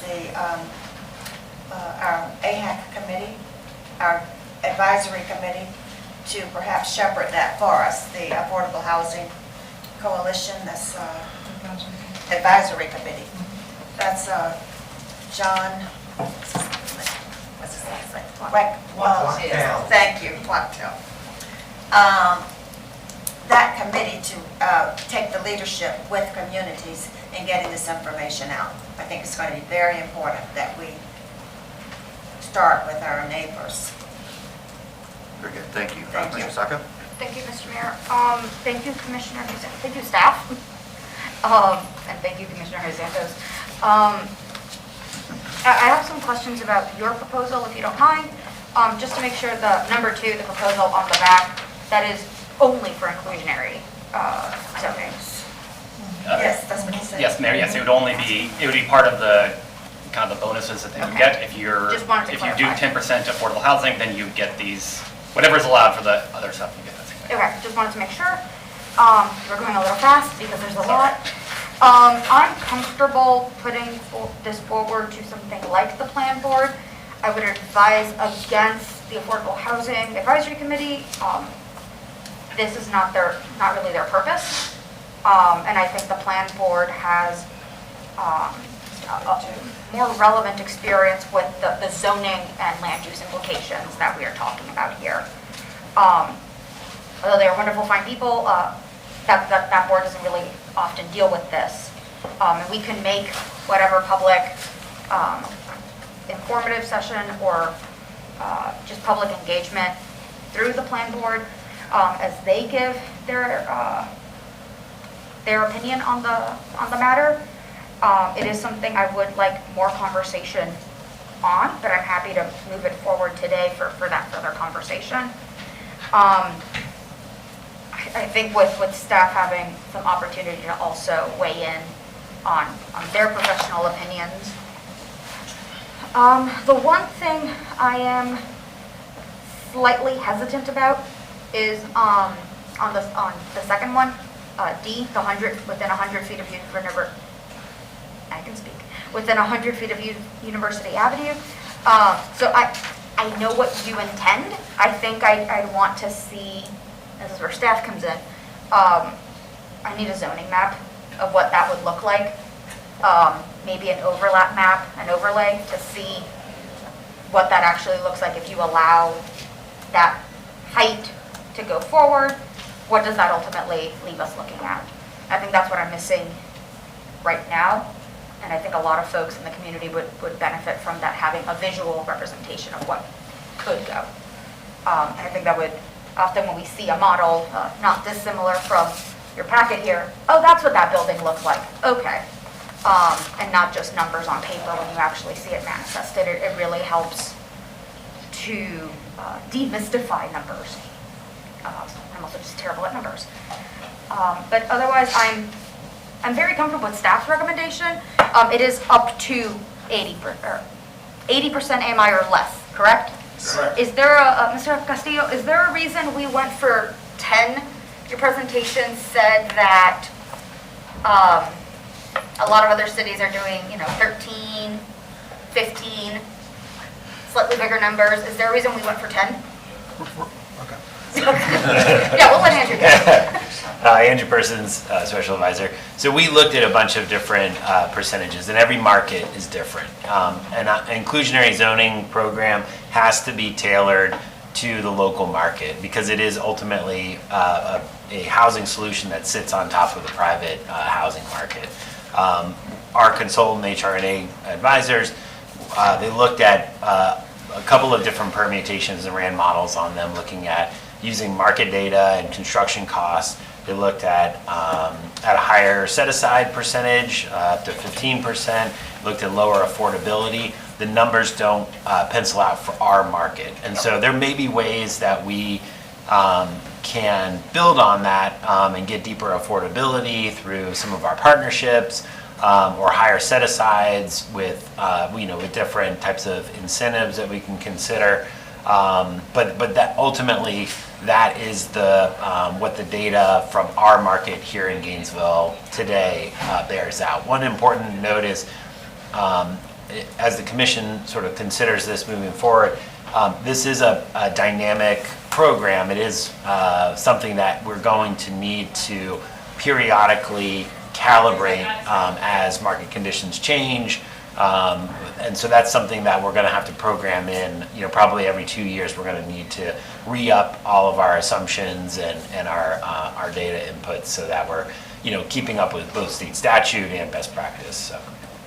Thank you, and I do appreciate the 2-year check-in. I remember your previous presentation on some of our fees that hadn't really been touched for several years. Right. In the market and the context had just gotten away from us. So I do appreciate kind of building in that 2-year check-in. And then it's up to 30% bonus at staff's discretion and I guess analysis of some metric we will come up with. Currently, correct. Okay. Just to make sure, because I can do this math. Usually I can't do much math, but I can do this. So are we asking for 10% after the bonus is given? Like 10% of the total after the bonus, not the original plan, and then they get a bonus? So, So if there are 100 units. Right, it'll be prior to the bonus. So they would look at the zoning density whatever density that would allow, they would have the 10% of affordable, the affordable housing units that are being provided from that density. So like if a development is providing 100 units, if they're providing 10 units, then that density bonus would be calculated after that provision. Not, that 10% is not including the 30% density? Can I ask you a math question? You tell me if I'm right. Okay. Okay. There are 100 units without density, without bonus. There are 100 units. Right. I ask for and I get 30% bonus because I agreed to 10%. I am now going to receive 13 affordable units out of that development, correct? That's correct. Andrew's saying yes. Okay, that's what it was. We add the 10 after everything. We calculate the 10 after everything. Okay. Thank you, sir. And Andrew.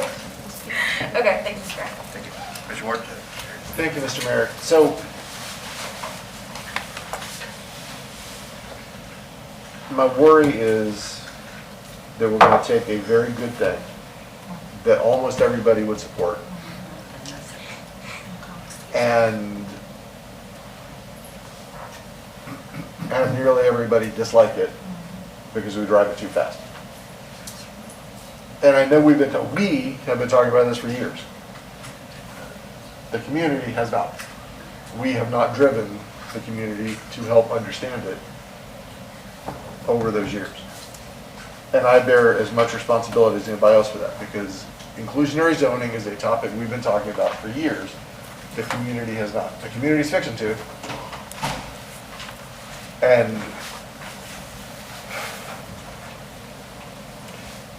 even the term itself has become interchangeable with the concept of exclusionary zoning in the common vernacular. So here we are, we're going to create something very unpopular out of something that should be very popular. And popular, maybe that matters, maybe it doesn't. It matters in the public trust. It matters whether we're still arguing about this 6 or 7 or 8 or 10 years from now, or if we do something and bring the people along, and people want it to work. The concept of inclusionary zoning, I almost made a mistake there myself. The concept of inclusionary zoning is something that it's hard to find people who don't think it's a pretty good idea if we have the conversation. But if you go out and ask people right now, what do you think about inclusionary zoning? It's going to be a pretty hostile answer. I don't know what the right way to engage is. And it's easy to think, oh, you just kick it down the road. I'm not. I want people to feel included and to be a part of this and to feel like they're heard and understood. Instead of us doing something and saying, you should support this because we know it's a good idea. I believe it's a supportable idea for an enormous majority of our neighbors. And I don't want to drive people away from supporting a concept that works by getting in a hurry to get it done. And by adding a whole lot of other stuff along with it. It's not bad stuff. It just feels like a lot. All at once on the heels of a lot. That's my concern. There's a lot of tremendous good stuff here. And it's hard to digest. It is complex. I try to not use complicated and complex interchangeably because of different things. Complex, there's a lot of layers, but it's understandable if we make the effort.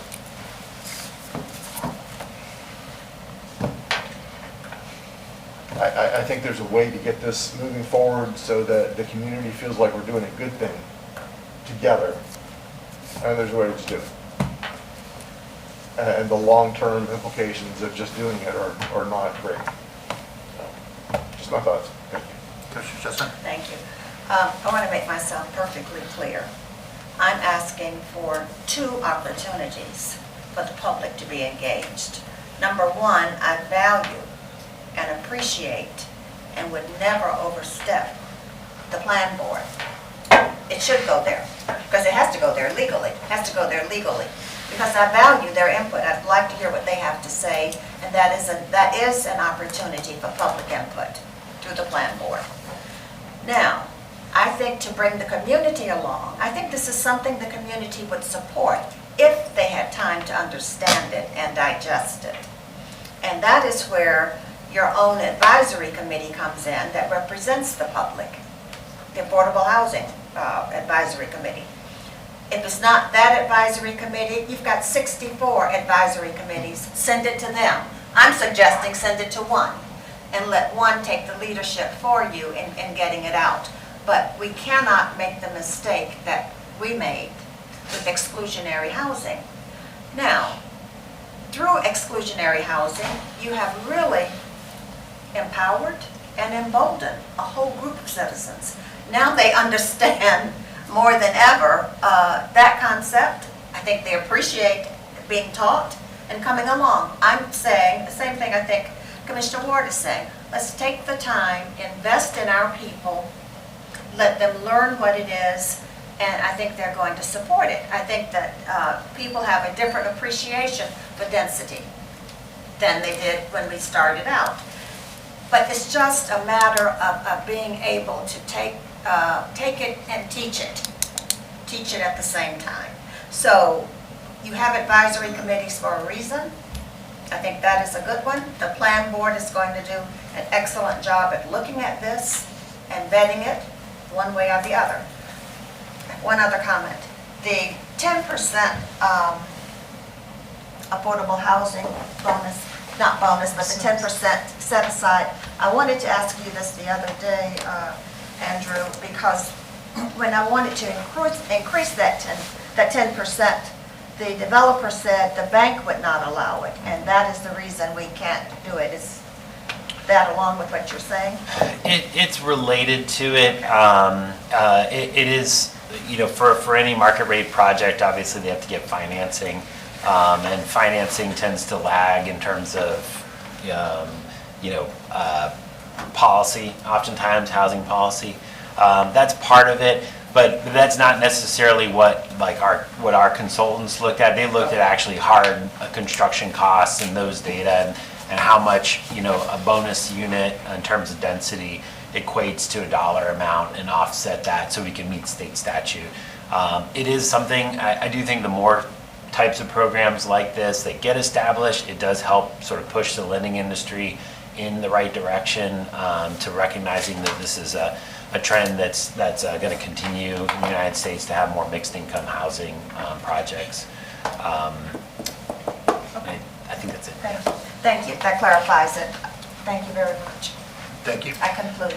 Appreciate that. I'm going to go to Commissioner Ariola, and I'll share my thoughts too before I go back around. Go ahead.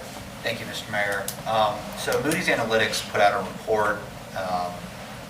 The Fed has raised mortgage rates, cost of housing continues to go up. This is all an attempt to stave off what is looking like an extremely dangerous economic time. The last time housing prices were this inflated was around 2008. I graduated high school in 2009. Imagine trying to make your economic way during one of the worst downturns in our country's history. With the Fed making the right decisions, the sign of a healthy economy is, I think the Fed's doing what you need to do to keep a healthy economy. But we still have a problem with inflated cost, not just in terms of materials and building, but in terms of actually getting a home. It's about 11%. 11% inflation for the price of buying a home. And that's just not sustainable. That's not sustainable when you don't see wages increasing and the cost of living continues to rise. So my concern with waiting is that folks are struggling. It takes a long time for policies like this to really turn their benefit. And if we wait, I think we're just going to be delaying all the good that can come out of this, which is a lot. We often, whenever we're up and there's proposals on the board for this many units or whatever, it's often a discussion among the commission, well, how do we get affordable units out of this? How do we get more out of this? And I think some commissioners ultimately decide not to vote for projects because there isn't enough. Well, this is a mechanism where we can create a new standard, and I think it will benefit commissions in the future, because now they're going to have a rock-solid policy to help generate affordable housing. Public funding for housing for many decades has been going down. We have the opportunity to maybe invest more locally. I want to thank the staff for putting together the affordable housing work plan. It's a great start. As you noticed, a lot of those projects, they're not even being fully utilized with the funding that we have set aside. Some of that is getting the word out, letting people know. Some of that is the fact that you just have to keep doing it, because almost 99% of any new housing is all private. So the idea that we're going to solve the affordable housing crisis without including the private market, that's a wish and a dream. So I think this is probably what I've seen, one of the best tools for incentivizing private affordable housing, and it has worked in many other cities. So I've been here 5.5 years. I've seen what happens when we take our time with things. Sometimes they don't happen because we've waited too long, or sometimes we can't get enough agreement on one or two items, and it slows everything down. I appreciate the plan board and our advisory boards. Ultimately, the city commission is going to be held responsible for these outcomes. The city commission needs to take responsibility for ensuring their success. So, having said all of that, the presentation that was brought up before us was from December 2021. This has been going on for a very long time. I'm ready to move forward. What I would like to do is I would like to accept these proposed changes. I think it makes sense, especially given the sort of explanation that our heights and our density don't really match up. And I'd like for our staff to bring this back to us at a future meeting. Second. Okay, motion is on the floor to move this forward. So there's nothing I've heard from any of my colleagues that I disagree with. All right, like all of you have spoken the truth, and that's both good and important. I'm going to start with this assumption that everybody is going to automatically be against it. I don't agree that that is the case. Now, if you ask folks, do you support inclusionary zoning or not, that's government speak, right? I mean, you can pull a million things down from the federal level on down to us and say, do you support or oppose this? And they're not going to know what it is, so they're going to oppose it. Like, that's sort of natural, right? But if you ask folks, do you support requiring all new development to include affordable housing? That's going to be overwhelmingly supported by our neighbors. Requiring developers to include affordable housing in all their new projects will be overwhelmingly popular. And so we need to share this policy idea in those terms. Now, I agree with Commissioner Chestnut that let's utilize what we've got. We've got a plan board that is well-versed in the sort of detailed policy minutia that this entails. We've got an affordable housing advisory committee that sort of lives in this space and I think has been hungry for some policies that will show guaranteed investment in affordable housing. So let's utilize that. Let's utilize our communications department and our public engagement process that I brought up at our last meeting from that Ann Wolf, Dr. Wolf put together, and has some incredible tools in it. let's do all of that, but let's not wait to do all that. Let's do it. Let's start this. We've got a plan board meeting coming up. We've got an affordable, I think they just met yesterday or 2 days ago, right? But they are willing to meet at any time. Sure, yeah, I mean, if they're willing to have a special meeting just to discuss this, or at their next meeting, you know, in the meantime, staff can be drafting the you know, legal documents that will, you know, be required to look at this. This is something that I strongly believe our community will get excited about. And we have the added benefit of these 3 projects that we have recently approved that without the requirement are already showing the market viability of doing this. And so, you know, we from the private side, there's the case studies that show it not only works, it's you know, a benefit. And I think the only problem, and I think we're going to need folks like you know, Mr. Castillo, Mr. Persons, to explain why it's not a simple, you know, dial that you turn up to 20%, right?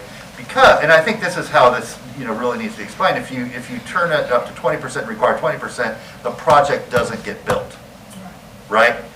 Like it becomes no longer economically viable, and so you, instead of 13 versus 26 affordable units, you get 0 affordable units, and you get 0 market rate units. You get 0 housing, right? And so I absolutely believe that the 10% threshold is the proper starting place, and the reason I believe that is because it's the economic analysis that was performed that we got. I mean, it's black and white numbers that we are able to look at and say that right now is the right analysis. But a 2-year update on all of those you know, econometrics that go into that will allow the commission to, you know, hey, the market can bear 13% now, or 15%, or 20%, or, you know, I don't know. I hope 10% is the floor, but you don't know. Now, another big, I think it was BLS. It might have been the Fed. It just came out with their housing report 2 days ago. There's a huge difference between 2007, 8, and now. There was an oversupply of housing then, and it caused the market to crash, right? And I'm not contradicting anything you said, David, but today there's still a huge undersupply of housing. And so what the superheated market is leveling off, but every analyst is saying that all we're going to do with all we're going to see with housing prices is they're just going to quit increasing so quickly. They're not going to go back down. And so the only way to release that pressure valve is to increase the housing supply so there's more competition in the market at all levels. Which takes me to my last point and why I support the changes that Commissioner Santos has brought up. It is, we are incentivizing, I believe, a type of housing that doesn't meet our community's demands. In other words, like we get complaints all the time, right, about the sort of student-oriented 4-4s that go up, right? And I agree with that. One is because they're not as convertible as what we have seen out on Southwest 20th, which used to be student housing and is now workforce housing because of the filtering, students leaving those apartments and moving closer to campus. So those are like 2 2s, you know, 2 1s. They're much more appropriate for families. If we make these changes, we are going to see that greater diversity of housing within a development. So getting more 2-1 studios. You know, my wife lived in a studio for about 10 years, kind of anyway, you don't need my whole love story. But it was amazing. I mean, it was in downtown Cincinnati. You know, we never used the car when I was there, and there were studios, 2 bedrooms, 1 bedrooms. It gave a lot of sort of younger professionals and folks just starting families some options that we just don't have much of, especially in the core of our city, right? So I like that we say you can only have so many units in let's say a building takes up 1 traditional city block.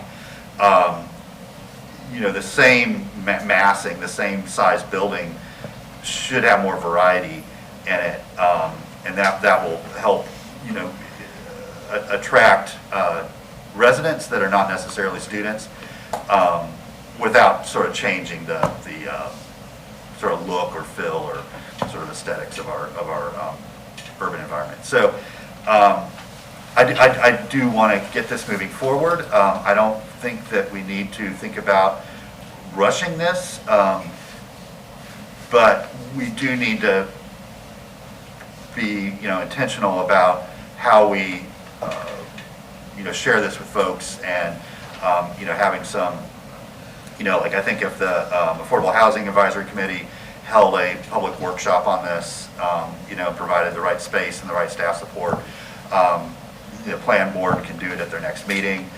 We could host some other, I'm looking at Vicki, and I think we could get the chamber to host a meeting, and we've got some groups out there that I think would be very enthusiastic about sharing this with everybody. And then, at the end of the day, I think folks are going to insist that, yes, require these developers to build affordable housing. And I think that's super simple. So, I want to leave a little discretion on the timeline, Commissioner Santos, but I also want to, I don't want to punt this, right? I want to be very intentional and deliberate about moving this forward and not letting it sort of get stalled out, because of, other perceptions. So with that, I'll go back to you and then Commissioner Sacco, and then we'll open it up for public comment. Thank you, Mayor. Do you want to talk about the kind of every day that we do delay this is another day that there's not housing, but also, developments are coming through on a continuing basis. And those are affordable units we're missing out on that could be mandated and getting put forward. To Commissioner Ariola's point, this study came out in 2021. We had about 10 months when this mayor, we held multiple workshops over the summer, I think spring or whenever that was, and discussed this as well. I would like to make a couple amendments to the motion if that's, the first one would be that we would ask staff to hold some public workshops, and then also have it go to the Affordable Housing Subcommittee.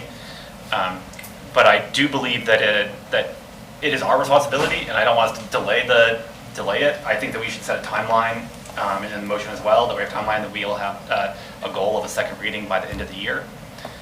And then the other amendment would be to have staff look at mandatory fees in apartments and how that is that addressed. Other cities address that, like valet, garbage, and other things are mandatory fees. I don't know if the motion would be okay with those too, but I'm still having. You're good with those? Okay. Yeah, and I just learned about valet garbage. That was not a term that I've heard before. So yeah, I do want to learn more about that. I've never heard of. Could you talk about the mandatory? Yeah, so a lot of apartment complexes and a lot of the newer ones have. So one of them is valet trash, where they you put out your trash on a certain day, and they come by and pick it up. It's not part of your normal rent. So they have someone who works for the apartment complex come, you put it outside your door, and they come back on a certain day. Okay. But it's required, right? But you have to pay. You can't not pay it. There's other mandatory fees, like some of them say you have to pay for internet from this provider, or you have to pay for cable, or things like that. One worry that I have is that apartments could lower their rental, what it costs to rent a place, and just tack on a bunch of mandatory fees. I'm getting airline vibes from it. It is moving in that direction. They lower the ticket price, but then, if you want to sit in a chair, you got to pay extra. A friend of mine out in Celebration Point, I think they have one bedroom there that's $1,600, and then there's a trash fee that's like $40 a month, and then other fees. I think they have $150 worth of, $125 worth of fees a month. So it starts to increase. That's helpful. Thank you. Mr. Saka. Thank you, Mr. Mayor. So I'm in support of the motion as it is right now, and I'm very much in support of that timeline. I think our last meeting for the year will be December 15th. I was informed yesterday. Can we just start with when the plan board's meeting is, so we can kind of look? When is the plan board meeting? It's not You got that? The next plan board meeting is the 27th of this month, but I think we're past our advertising deadline, so we would have to bring it as a, Juan and I were just talking about bringing it maybe as an information item to them first. Do you know when their next meeting is? November 9th. Okay, that's doable, yeah. And I think the Affordable Housing Advisory Committee, I think Corey, it's early. Second Tuesday of next month, so. Well, because of the election, remember, we discussed that, Right. that's the election About day. moving the date. Right, so they were talking about, Go ahead. it was discussed that they would possibly do the week before or just cancel that meeting altogether. But now they have a job. Yeah, now they have a topic of conversation. And we can schedule special meetings too. I mean, I kind of like this as a standalone topic on any of those meetings, so we have that too. Yeah. So because- we could bring this to the plan board this month as an information item, kind of socialize it with them, and then they would potentially be able to take action in their in the meeting on the 11th or on the 9th. Yeah. That's doable. And then we can, schedule some public workshops as well in the meantime, sort of, amidst all that. We don't have to wait for the plan board to do that or do it before. I mean, we can just sort of, as folks are willing to do it, we can host them. And I think with the timeline, we could have first reading on November 17th at that commission meeting. City attorney. The attorney? What was the date? November 17th, Okay, just making sure. which then gives time for, it has to be sent to the state. That's right. And then we might have to have a special meeting in December. So it has to go for the 30-day, just like we did. Yeah, but this is super common, so I think that will be a quick review. I mean, this is nothing, cities across Florida have this, so, yeah. My only concern with going to the 17th is that if we meet with the plan board on the 9th,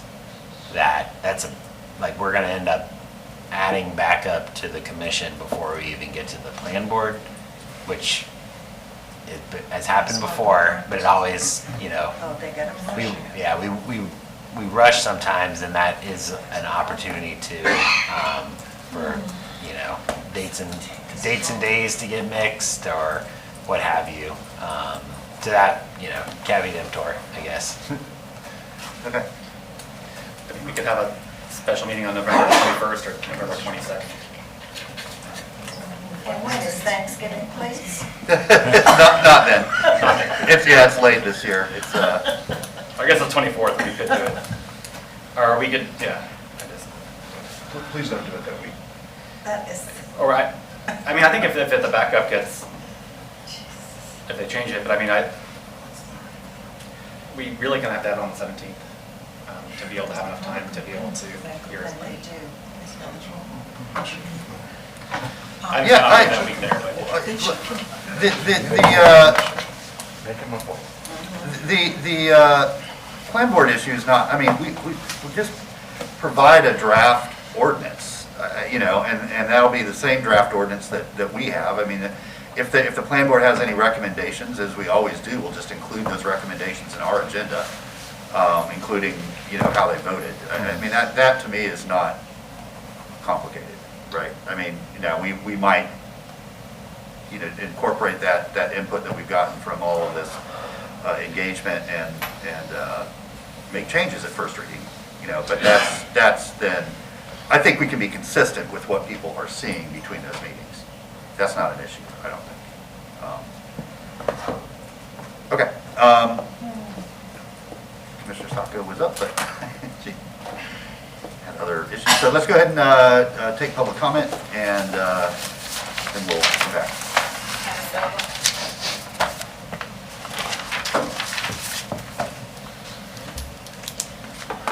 Thank you. This did come up in the July 2018 summit that the commission had, and really kind of nothing happened for a long time after that. And it was one of several possible strategies for increasing the affordable housing in the community. And it was, the pros and cons were the same then as they are now. And I said some questions. Some of the cons were that who is going to pay for administering this, especially if these are into perpetuity, that it's going to fall to the local governments that impose them. And there's been no estimate that I can tell of the cost of doing that. And I asked about that for Archer Place as well. What is this going to cost? Penny, we just wrote a column this summer about the dubious benefit of doing this because of the cost to the taxpayers and so forth. But I did send these questions to the staff and hope to get some kind of an answer about this particular way of going about it. Is I don't really understand if there's the state mandate that you have to compensate developers for taking those units out of the market rate. Then what if they don't want a density bonus? And if they would have to pay a fee in lieu for a density bonus that they don't want, then couldn't that just turn around? If it's $160,000 per unit, couldn't they turn around and sue the city for that amount, for having to build the units? So I think there are some questions of all of that. And the H&R reports also said that too high a requirement drives the development outside the city limits, and too low of a set-aside doesn't do much, as some analyses have done. And I have other questions too, but I'm really shocked that y'all are sitting here today as non-specialists and you've already got it on your calendar for when you're going to pass the first reading and the second reading, and nobody's even heard about these amendments that you all have sitting in front of you. The public didn't get any idea of what Adrian was going to propose, Commissioner Hayes Santos was going to propose. And seriously, this is what you call representative democratic government? That you're going to just bypass all the planning and careful input and thought about zoning and building heights, and if you pass the bedroom and occupancy limit giveaways, then that messes with the whole thing. Thank you. And you could have 9 units and not have to go through with this, and you could have 10 bedrooms. Thank you. Anybody else? Can't imagine, Mr. Blount, that you would not take the opportunity to talk about inclusionary zoning. I woke up just in time. I'm glad this proposal is coming forward. I want to urgently push you all toward looking at NLIHC.com, National Low Income Housing Coalition, with tremendous studies about inclusionary zoning, but also about thresholds. Thresholds for area median income, thresholds for affordability, thresholds for percentage.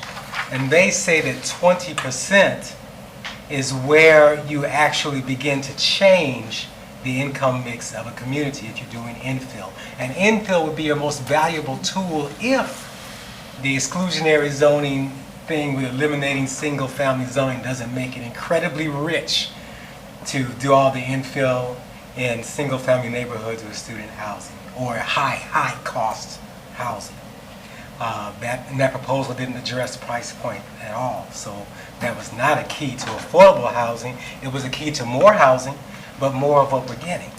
So 20%, and I would love to see 30. I remember the second proposal you had for the property downtown that GRU is vacating actually talked about 30% affordable, and I was like, oh, wait a minute, I can give up some green space on that. But it fell through, or whatever happened. The local developers scared them away or something. But it needs to be 20%, and I urge you all to look at that information. It says so much more than I can possibly say in another minute and 40 seconds. So please do look at that. I understand, I believe that somebody's heart was in the right place with the exclusionary thing, that you looked at the sins of the past and what got us our rotten pattern of racially and economically segregated housing, food deserts, all that.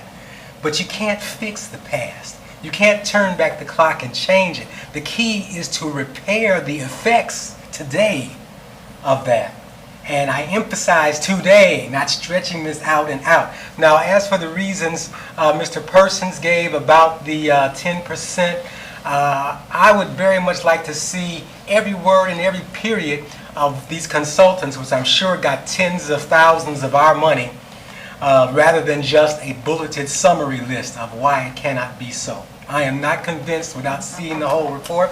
Maybe I missed it in the attachments to this meeting, but I would like to, a lot of people I think would like to see that full report and examine. We have one of the world's outstanding proofreaders here, so she can examine it for whether there's actually any logic to it. So please bring that forward, let us see it, include that in the plan board's meeting. I'm sure Chair Kane, I think it is, would be glad to call a special meeting. Yeah, and that is definitely available, the sort of more detailed economic analysis, so we can sort of separate that out and bring it to the fore. Anybody else wish to speak on this? Okay. We'll bring back to the commission. Got a motion on the floor. Essentially to forward this to our Affordable Housing Advisory Committee and the Plan Board, also schedule some public workshops and engagement, and bring a draft back to the commission. We'll have to work on the date, but we'll, as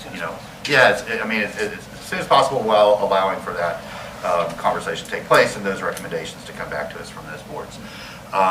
Okay, all in favor of the motion say aye. Aye. All opposed?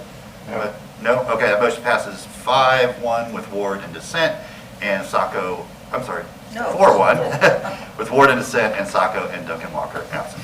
All right, up next we have the Grace Marketplace, Alachua County Coalition for the Hungry and Homeless update, and I think a solution or a recommendation for It's really an update. Yeah. Mr. Mayor, members of the policy committee, we had several allocations. This board approved several allocations to Grace Marketplace. There was a $400,000 allocation from ARPA earlier on that was approved back in December, and then more recently a $750,000 allocation that was approved by the commission resulting from the not-for-profit solicitation that went out. At this juncture, I believe all of those contracts, and Ms. Ramos is here, probably within the last several days have been fully run through the process and executed. Correct. You're prepared to submit your reimbursement packages to start your reimbursement process. I know that you had some concerns about cash flow and some additional services that you wanted to have considered. And so I'm assuming that may be a part of why you're here today, but I just wanted to make sure that the board knows that the contracts have been fully executed. Mr. DeCarmine is prepared to submit his reimbursement packages. But the way the ARPA monies are set up, everyone who receives ARPA is set up on a reimbursement basis. We haven't changed that for any of the providers that we have placed under contract. And I just wanted to make that point and just bring the board up to speed that we've done everything that we can within the parameters of the appropriations that have already been approved by the commission. Okay, thank you, Madam Manager. John? Yes, good afternoon, members of the commission.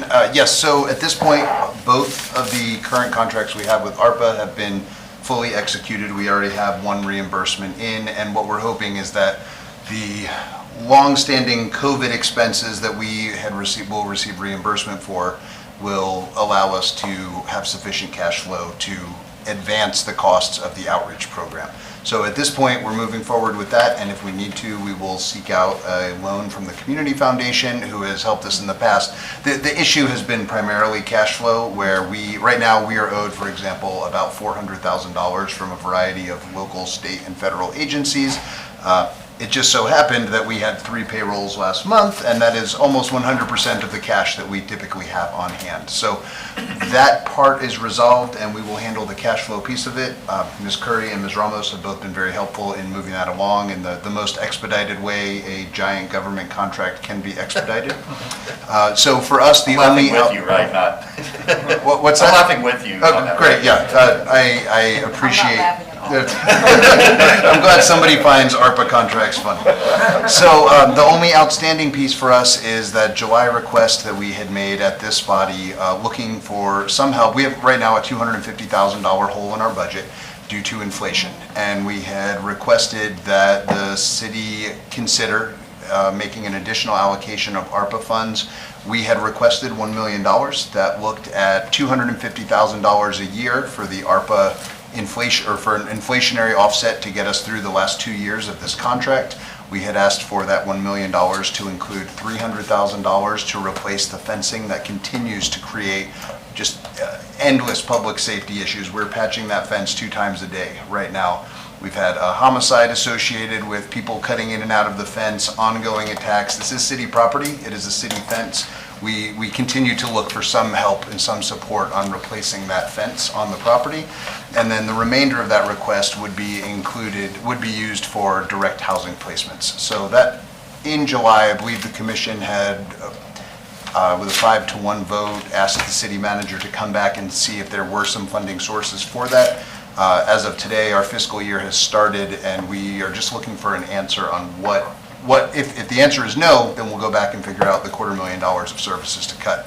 If the answer is yes, we would just be very much, we'd benefit from knowing what the time frame might be for that. Thank you. And real quick, because I just want to provide you the opportunity. I know a portion of these funds in question was specifically for the street outreach team. Can you just give us a quick, I know you have this stuff on the top of your head, can you just kind of give us an update on the sort of impact that's having? And I asked this because I was included on that email exchange that originated from Ken McGurn about some specific neighbors, and you gave a really thoughtful response and sort of the status of how you were trying to address their needs. But more, I mean, it's just an important program, and sort of was at the fulcrum of some of the anxiety I know that you are having, because we want to keep that going, but the money wasn't necessarily just sitting in your account to keep that team out there. So the street outreach program has been a rousing success, not only for Grace, but for the downtown community, for the city commission, and our community as a whole, as well as for the continuum of care. And I always like to start describing the successes of the street outreach team with a reminder that the first contract for this team said that if we housed 12 people in the first 12 months of operation, we would consider that team a success. We housed 141 people in the first 12 months. That led to a 25% reduction in downtown homelessness, and that team, with the $400,000 ARPA allocation and the Commission's willingness to double its local commitment to that through those ARPA funds, is fully funded right now with a LCSW supervisor, a licensed clinical social worker supervisor of the team, 4 additional outreach workers, and a part-time psychiatrist from UF Health who goes out on Wednesdays to, last I had seen, had worked directly with 56 people with severe and persistent mental illness who are out on the street. Those are very often our most visible, most vulnerable people, and we are regularly dispensing medication to 15 individuals at this point. That's awesome. Thank you so much. And I don't, I'm accustomed to being the bad guy, so I know that manager shares that responsibility with me time to time. But this commission has allocated 100% of our ARPA funds, correct? Yeah. And at our direction. We have passed a budget, and are same as you in the beginning of our fiscal year. And in both of those actions, we did not set aside money for the inflationary needs. Now, correct? That's correct. Right, yeah. So I just want to, sometimes when you get through a budget, you just like, okay, we got through that. The fencing is an issue, right? I mean, that is a city facility, and just like if we were to have, a boardwalk in a park that was a hazard, or, any other facility that is an ongoing hazard, especially when, to public health and safety, that does need to be a priority. So I don't, that to me is an administrative decision, and I don't know what the mechanism is to address that. But, it's, patching twice a day is obviously not working, because you're patching it twice a day, right? So, I would just ask you, Madam Manager, if you can talk with your facilities folks and see if we can come up with a solution to that is within our normal sort of operational responsibility. The dilemma with it is that, Mr. Mayor, the dilemma with it is that it is a facility that belongs to the city. But the city has its own facilities as well within the general operations that we don't have a budget for. I think last year, which ended September 30, Phil, we may have had a couple of $1 million set aside for facility, maintenance improvements. We don't have that actual budget for '23. So, I mean, in terms of facilities in general, we don't have funds allocated at all. I'm not saying that they can't be found at some point as we start to operate and start to, shift things back and forth. But at this particular time, Mr. Mann, who has all answers, if I might look back, do we have funds set aside for that purpose, sir? We do not. And so, I mean, that's where I start right now today. Okay, so let me ask a follow-up then. And I'm not trying to do your job for you, but I know that we have had some hesitancy because we're waiting for a full accounting of our reserves. Yeah, so, and that, I think we're expecting to get that back to us soon. I think we're wanting it to be included on the next Finance Committee agenda, hopefully. So at that point we may realize that we do have some undesignated reserves that are above and beyond, our policy. We waived that policy for now because we're waiting on the actual report.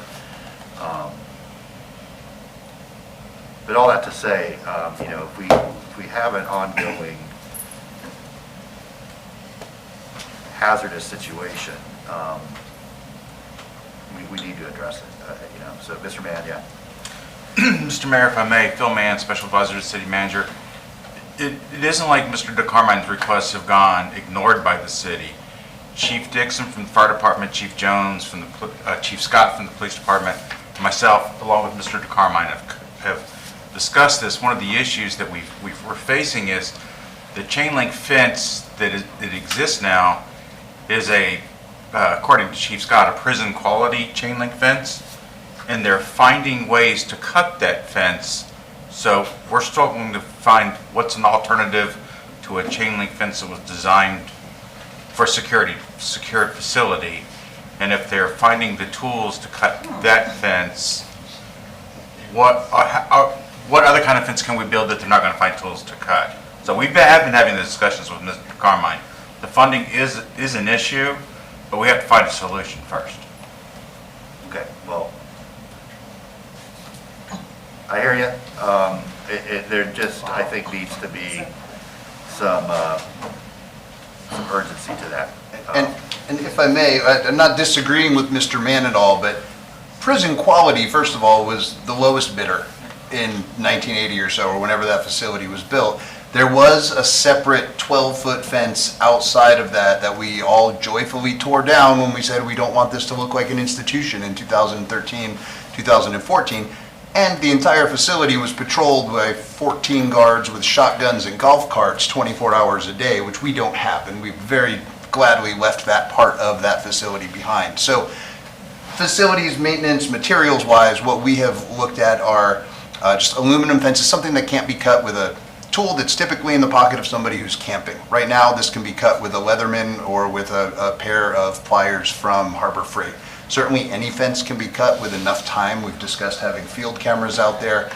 We have put a camera on the primary place where the fence has been cut. Now that that camera is there, the primary location of the fence being cut has moved 50 feet off camera. So we certainly will need to deal with some solutions. There's also a large growing homeless camp out on Department of Corrections / National Guard land to the northeast of our campus that is being closed down by December 3rd. We expect that will solve some of the problems. But Mr. Mann is right, there are a dozen different variables at play here, but one of them is the cheap chain link fence that's surrounding the place right now. Okay. Well, it's an issue. I don't know the easy solution, but yeah, go ahead, Harvey. Thank you, Mr. Mayor. So do we know, I know we don't know exactly what the solution looks like, so it's hard to put a number on it. Do we have a guess at the number? We've gotten a quote for an 8-foot aluminum fence that surrounds the entire parcel, including the parking lot. This was 5 months ago, and it came in at $207,000 then. We had estimated in our initial request that fencing the entire parcel would be in the neighborhood of $300,000. But to do this piece would be a portion of that, not the entire parcel. I'm not sure I understand what you're... You don't have to do the whole thing. You could do the parts that are the biggest problem. Certainly, but the parts that are the biggest problem are at least half of the fence, at least the least visible, least staffed parts of it. It's not that, as I said, we have a camera now on this spot, and now this is the spot that gets cut. So I don't want to get into replacing 8 or 16 or 32 feet of the fence at a time. It's a quarter-mile stretch. Right. Okay. So when we voted earlier this summer, and I don't remember what the date was, my intent was that we were saying from home ARP or CDBG, CV1, and CV3, and I don't know at this point, I don't remember which piece of that we were talking about, but my understanding was that it was going to take a few months for that to all clear up, but that when it did, we were going to be able to probably, not even probably, we were going to be able to use a significant portion of that toward what we're talking about right now. Not only the fence, but the services. And let's keep in mind that the services manifest themselves, the lack of services manifest themselves in more homeless people downtown. It just will. We don't have other options for helping people get off the streets downtown. And then we end up creating a bigger problem. I remember very well when people were sleeping in large numbers on Bo Diddley Plaza. We don't want to get back to that, because then it makes it that much harder to make downtown a pleasant place to be. People who are sleeping downtown want a different option too. We have helped using the services of Grace Marketplace, people find options. And that makes the core of Gainesville better for everybody. Again, my understanding was that we were likely to be able to use some of these funds that are not allocated yet, but that we have to develop a plan for going forward, that we can't just wave a magic wand at to do, but that it was very reasonable to expect that we would be able to use those. Maybe I was the only one that voted for it that understood it that way, but that was certainly my understanding. You heard correctly. Okay, all right. But we don't know what the date is yet on being able to nail that down. Is that accurate? If I may. Of course. Mr. Harris did give a report today about Home ARP and the CDBG tranches 1 and 3. And in the report that you gave today, Mr. Harris, if I'm wrong, please correct me. But I believe the recommendation or the suggestion that was given today was that funds be utilized for, I believe it's 5 homes that the city owns to improve and correct them for single family. And there was another recommendation that actually absorbed most of the home art money. However, the CV 1 and 3, CDBG tranches 1 and 3 had a combination of a little over 800, I'm trying to make sure I'm like the truth general. Mr. Harris is at the ready if you want. Is he coming? Yeah. He's here. Oh, okay. There was a little over $800,000 in public services between tranches 1 and 3. And I know that over time, we've been talking about some priorities within our own services to include juvenile justice on the mental health side, to include the Gainesville Fire Department and the Police Department relative to training for our cadet program, in terms of additional training hours that could be supported from the CDBG tranches 1 and 3.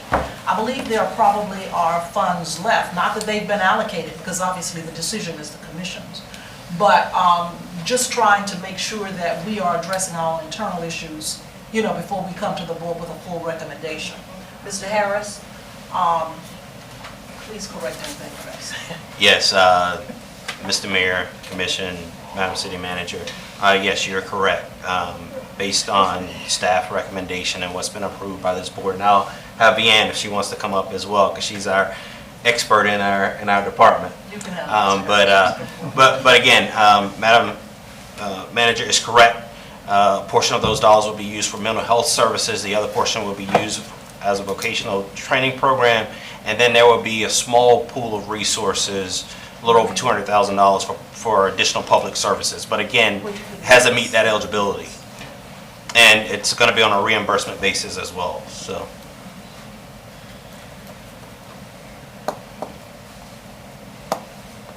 I conclude for the moment. Yeah, I mean, I think that the difficulty here is there's just no simple answer, right? But I'll go back, that if we have, at any of our facilities, if we have an identified public safety hazard, we need to find a way to correct it. And so that's the charge I'd like to give to the city manager and her staff, to bring us something that will allow us to address the problem. And I just don't know what that simple solution is today.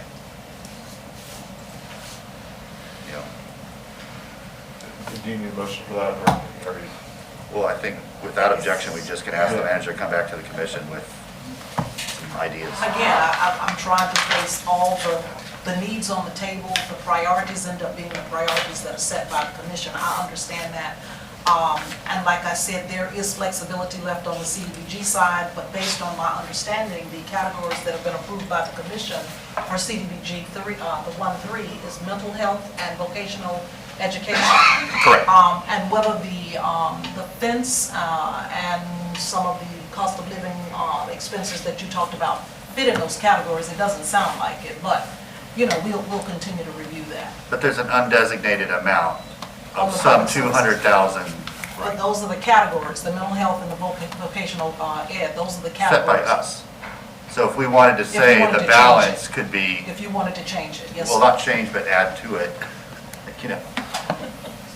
So, When you said add to it, Mr. Mayor, I'm sorry, I didn't understand that. add a third category, which is Okay, public add a health third and category. safety. so again, those public service dollars could be applied for utilizing some of the parameters that have already been set forth. So the question that the mayor is saying, could there be a third category added as long as the commission approves it? Yes, Okay, there so could be a that's the answer third. to the question. Okay. But again, that's a small pool of resources. But a take pool of resources. So I move that we add that category, that we add homelessness to the pool of resources, to public health and safety. Now, remember, it has to, be in. It has to be Van Ginyard, HCD Supervising Block Grant. It has to fit within the COVID-19 guidelines for the CV dollars. And if that is not what this is for, then it is not up for discussion. The other tranche, the remaining from CB1, $271,000 for public services, that can be looked at on a competitive basis, and that was a part of what we were thinking about putting this out. But again, for those particular guidelines for mental health services as well as vocational training, because of the dire impacts of the COVID-19 pandemic. Now, if you're talking about fencing, can't use CDBG dollars for that. Good. Why don't we just go back to your original thought and to let the manager go back, look at the budget, look at where there may be some money that we can repair part of the fence. But, you know, we passed the budget and now we start looking for wish money. Yeah, and we do budget amendments, and that's something we do regularly, because priorities change or emergencies come up. You know, so I think one of the things the manager can also bring back is a trade-off. You know, we can do this instead of that, and make the difficult decision. Exactly. Right. So, yeah, I would say, you know, at our November meeting, bring us back those options, including the hard decision that will be Yep, the hard. decision Not, is the commission's decision. I mean, we would prefer the easy decision. Of but course. we wouldn't be doing our job if it wasn't also a hard decision. So John, I think that's what we can tell you right now. I mean, you see, it's not as if we have a pool of money out there, kind of waiting to find something to do with. But we'll do our best, and I think everyone at this table understands that it's a serious need and needs to be addressed. Understood, and I appreciate your consideration. Okay, thank you. Any members of the public wish to speak to this item?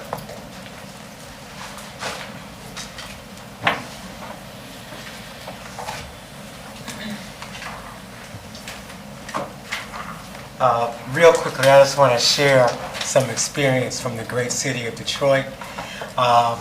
In Detroit's declining years, so many things were torn to pieces and carried off to sell at scrap yards. Copper #1, aluminum #2.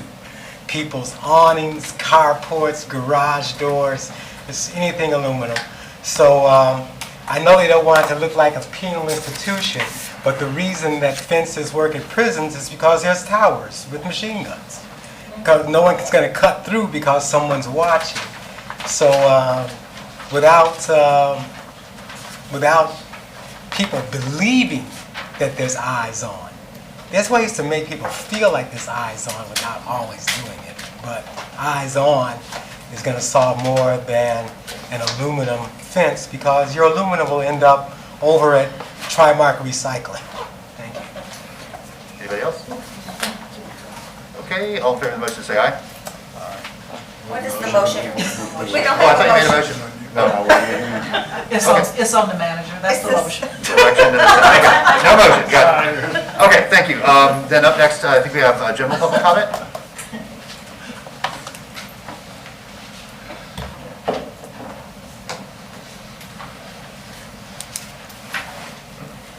Dennis Silva.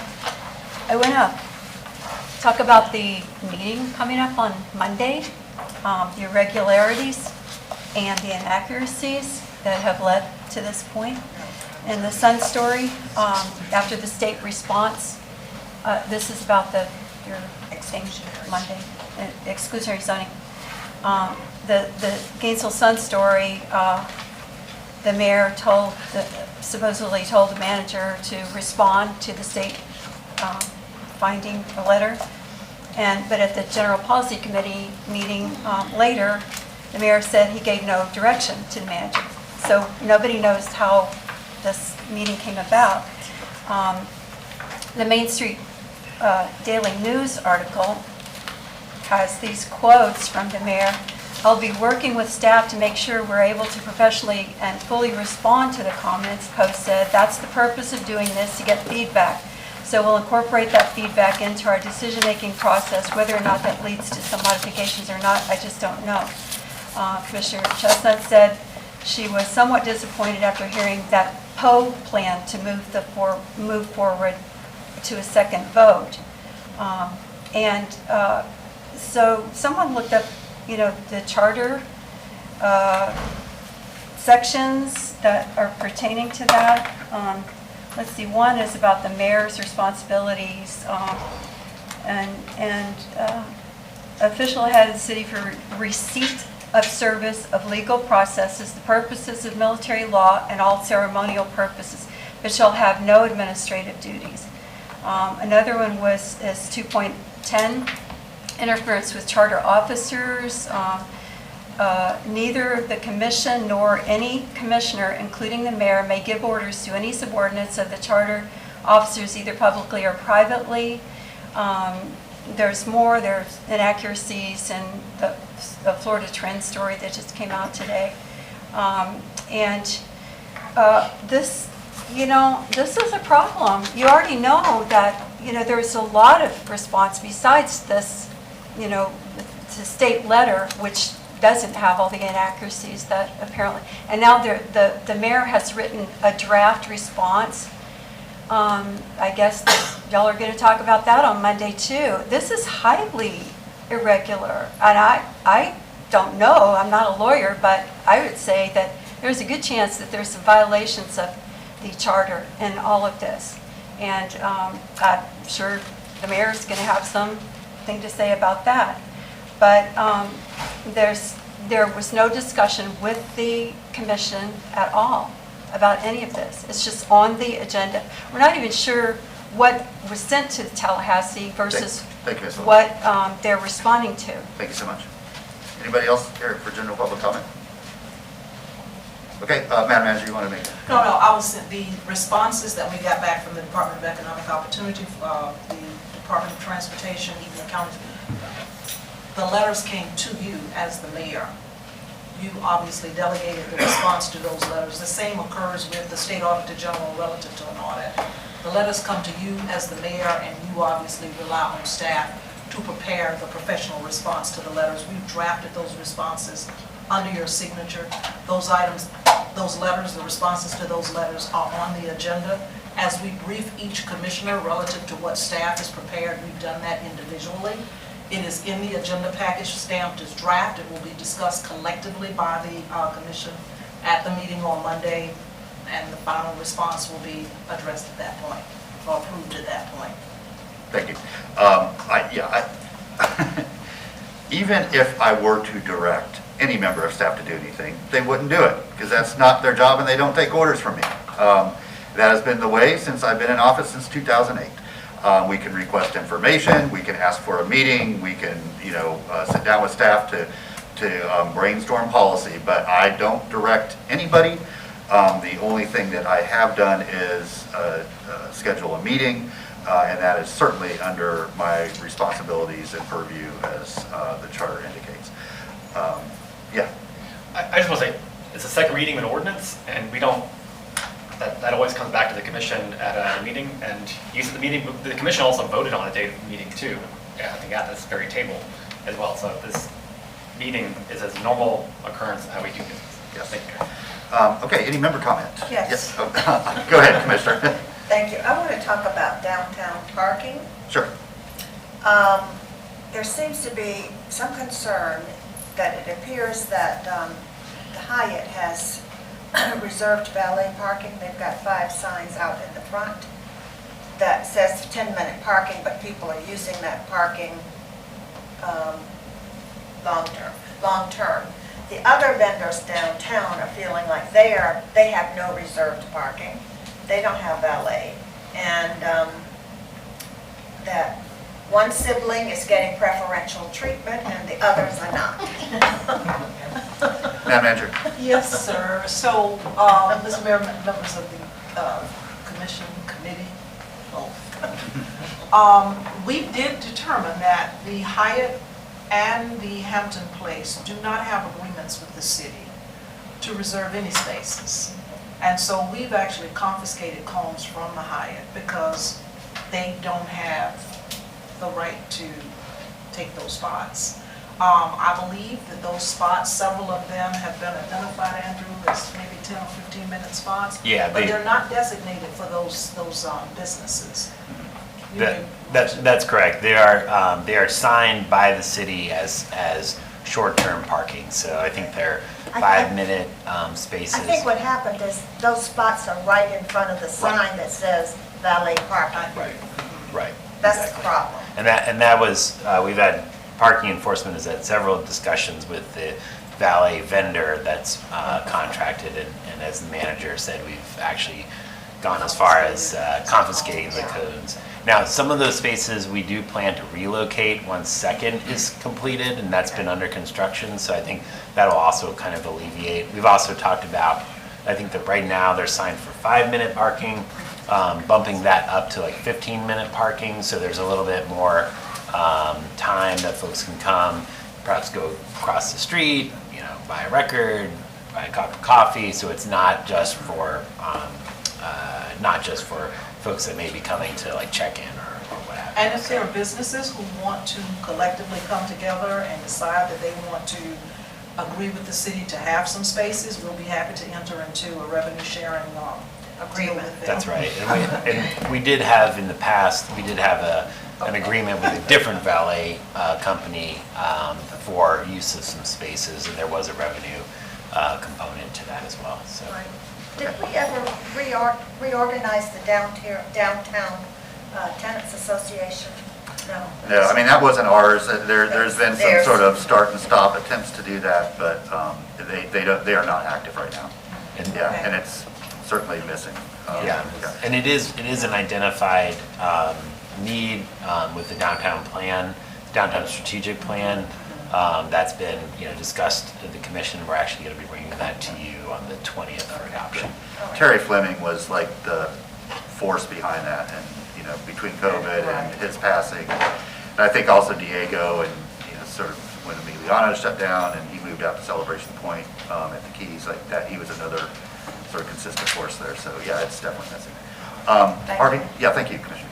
So on the heels, thank you, Mr. Mayor, on the heels of that, I would say that functionally, I came downtown to pick a family member up from work at 8:50 last night, parked in front of the Hyatt, the space right in front of the door, the 15-minute space, was there until 9:05, and nobody said a word, nobody approached me about valet parking. The sandwich sign up on the sidewalk is over on the sidewalk. It worked out. I parked there for as long as I needed to be there, which was exactly 15 minutes. Took my daughter home. And that worked. It wasn't the only space that was open either. Now, Wednesday ain't Friday, Wednesday ain't Saturday, I get it. But last night, It was okay. at that time of night, there were parking spaces available, and nobody approached me about valet parking when I was right in front of the door. And I didn't open the door and say, "Do you know who I am?" I mean, it was just this. Maybe my car's too beat up for it. I don't know. Anyway, that was an experience that I had that was relative to that. I was approached by a member of the county commission asking if you could reissue the letter that you sent about the Gainesville for All Early Learning Center, requesting that the county participate in that. They were asking if we could, because they lost it. yeah, basically. They lost it? They forgot about it. Because we but- said it before. Yeah. They were asking to reissue that, and with the thought that it might be possible with that little extra boost, so. Sure. So they haven't awarded any funding because they can't find the letter. Correct, because they forgot. They forgot. Regardless of the reasons, they asked to do it, so if it'll help, that would be great. We'll do it. Thank you. We'll do. Oh, he's on it. Yes. To the parking issue, I do think if we can do a revenue sharing or lease some of those spaces long term, I mean, I think valet can be useful for downtown, especially since we have free parking and there's no, how we do it doesn't really work that well. But the 10-minute parking, though, 15-minute parking, we have a lot of that we've had, and I think probably it's too much of that. It's hard to do anything in 10 minutes other than just waiting for a space. So, thank you, Mayor. Okay. But I think we're discussing this in 2 weeks anyway, right? The parking update. Yeah. We are? Yes. Yeah, that we're gonna get updated on absolutely everything that's going on in the city. It's just, it's nothing that we're not gonna know about. It's a meeting of updates. Okay, well, thank you all very much. Good work today. This is the agenda review I missed. There's eight updates. No, yeah, well, no, maybe, I don't know. Anyway, yeah, it's updates from everybody. Y'all have, there's a lot going on this weekend. There's a Diwali festival out at Celebration Point that's going to be fantastic. It's like an all-day event, so if any of y'all can stop by there. And then there is our Indigenous Peoples celebration out at Morningside Nature Center. That's an all-day family-friendly event, music, culture and history, food. It's going to be really, really fun. And then, of course, my daughter's first band recital at Howard Bishop is tonight. So free and open to the public. And tomorrow? Who has a birthday tomorrow? Harvey? No. Harvey, All right. Happy Birthday to you. Happy birthday to you. Happy birthday, dear Harvey. Happy birthday to you. And we only are suffering because our colleague and loved acquaintance, Commissioner Desmond Walker, was not here. She would have classed this whole happy birthday. But you're stuck with us and we wish her the best. All right, everybody, thank you. We are adjourned.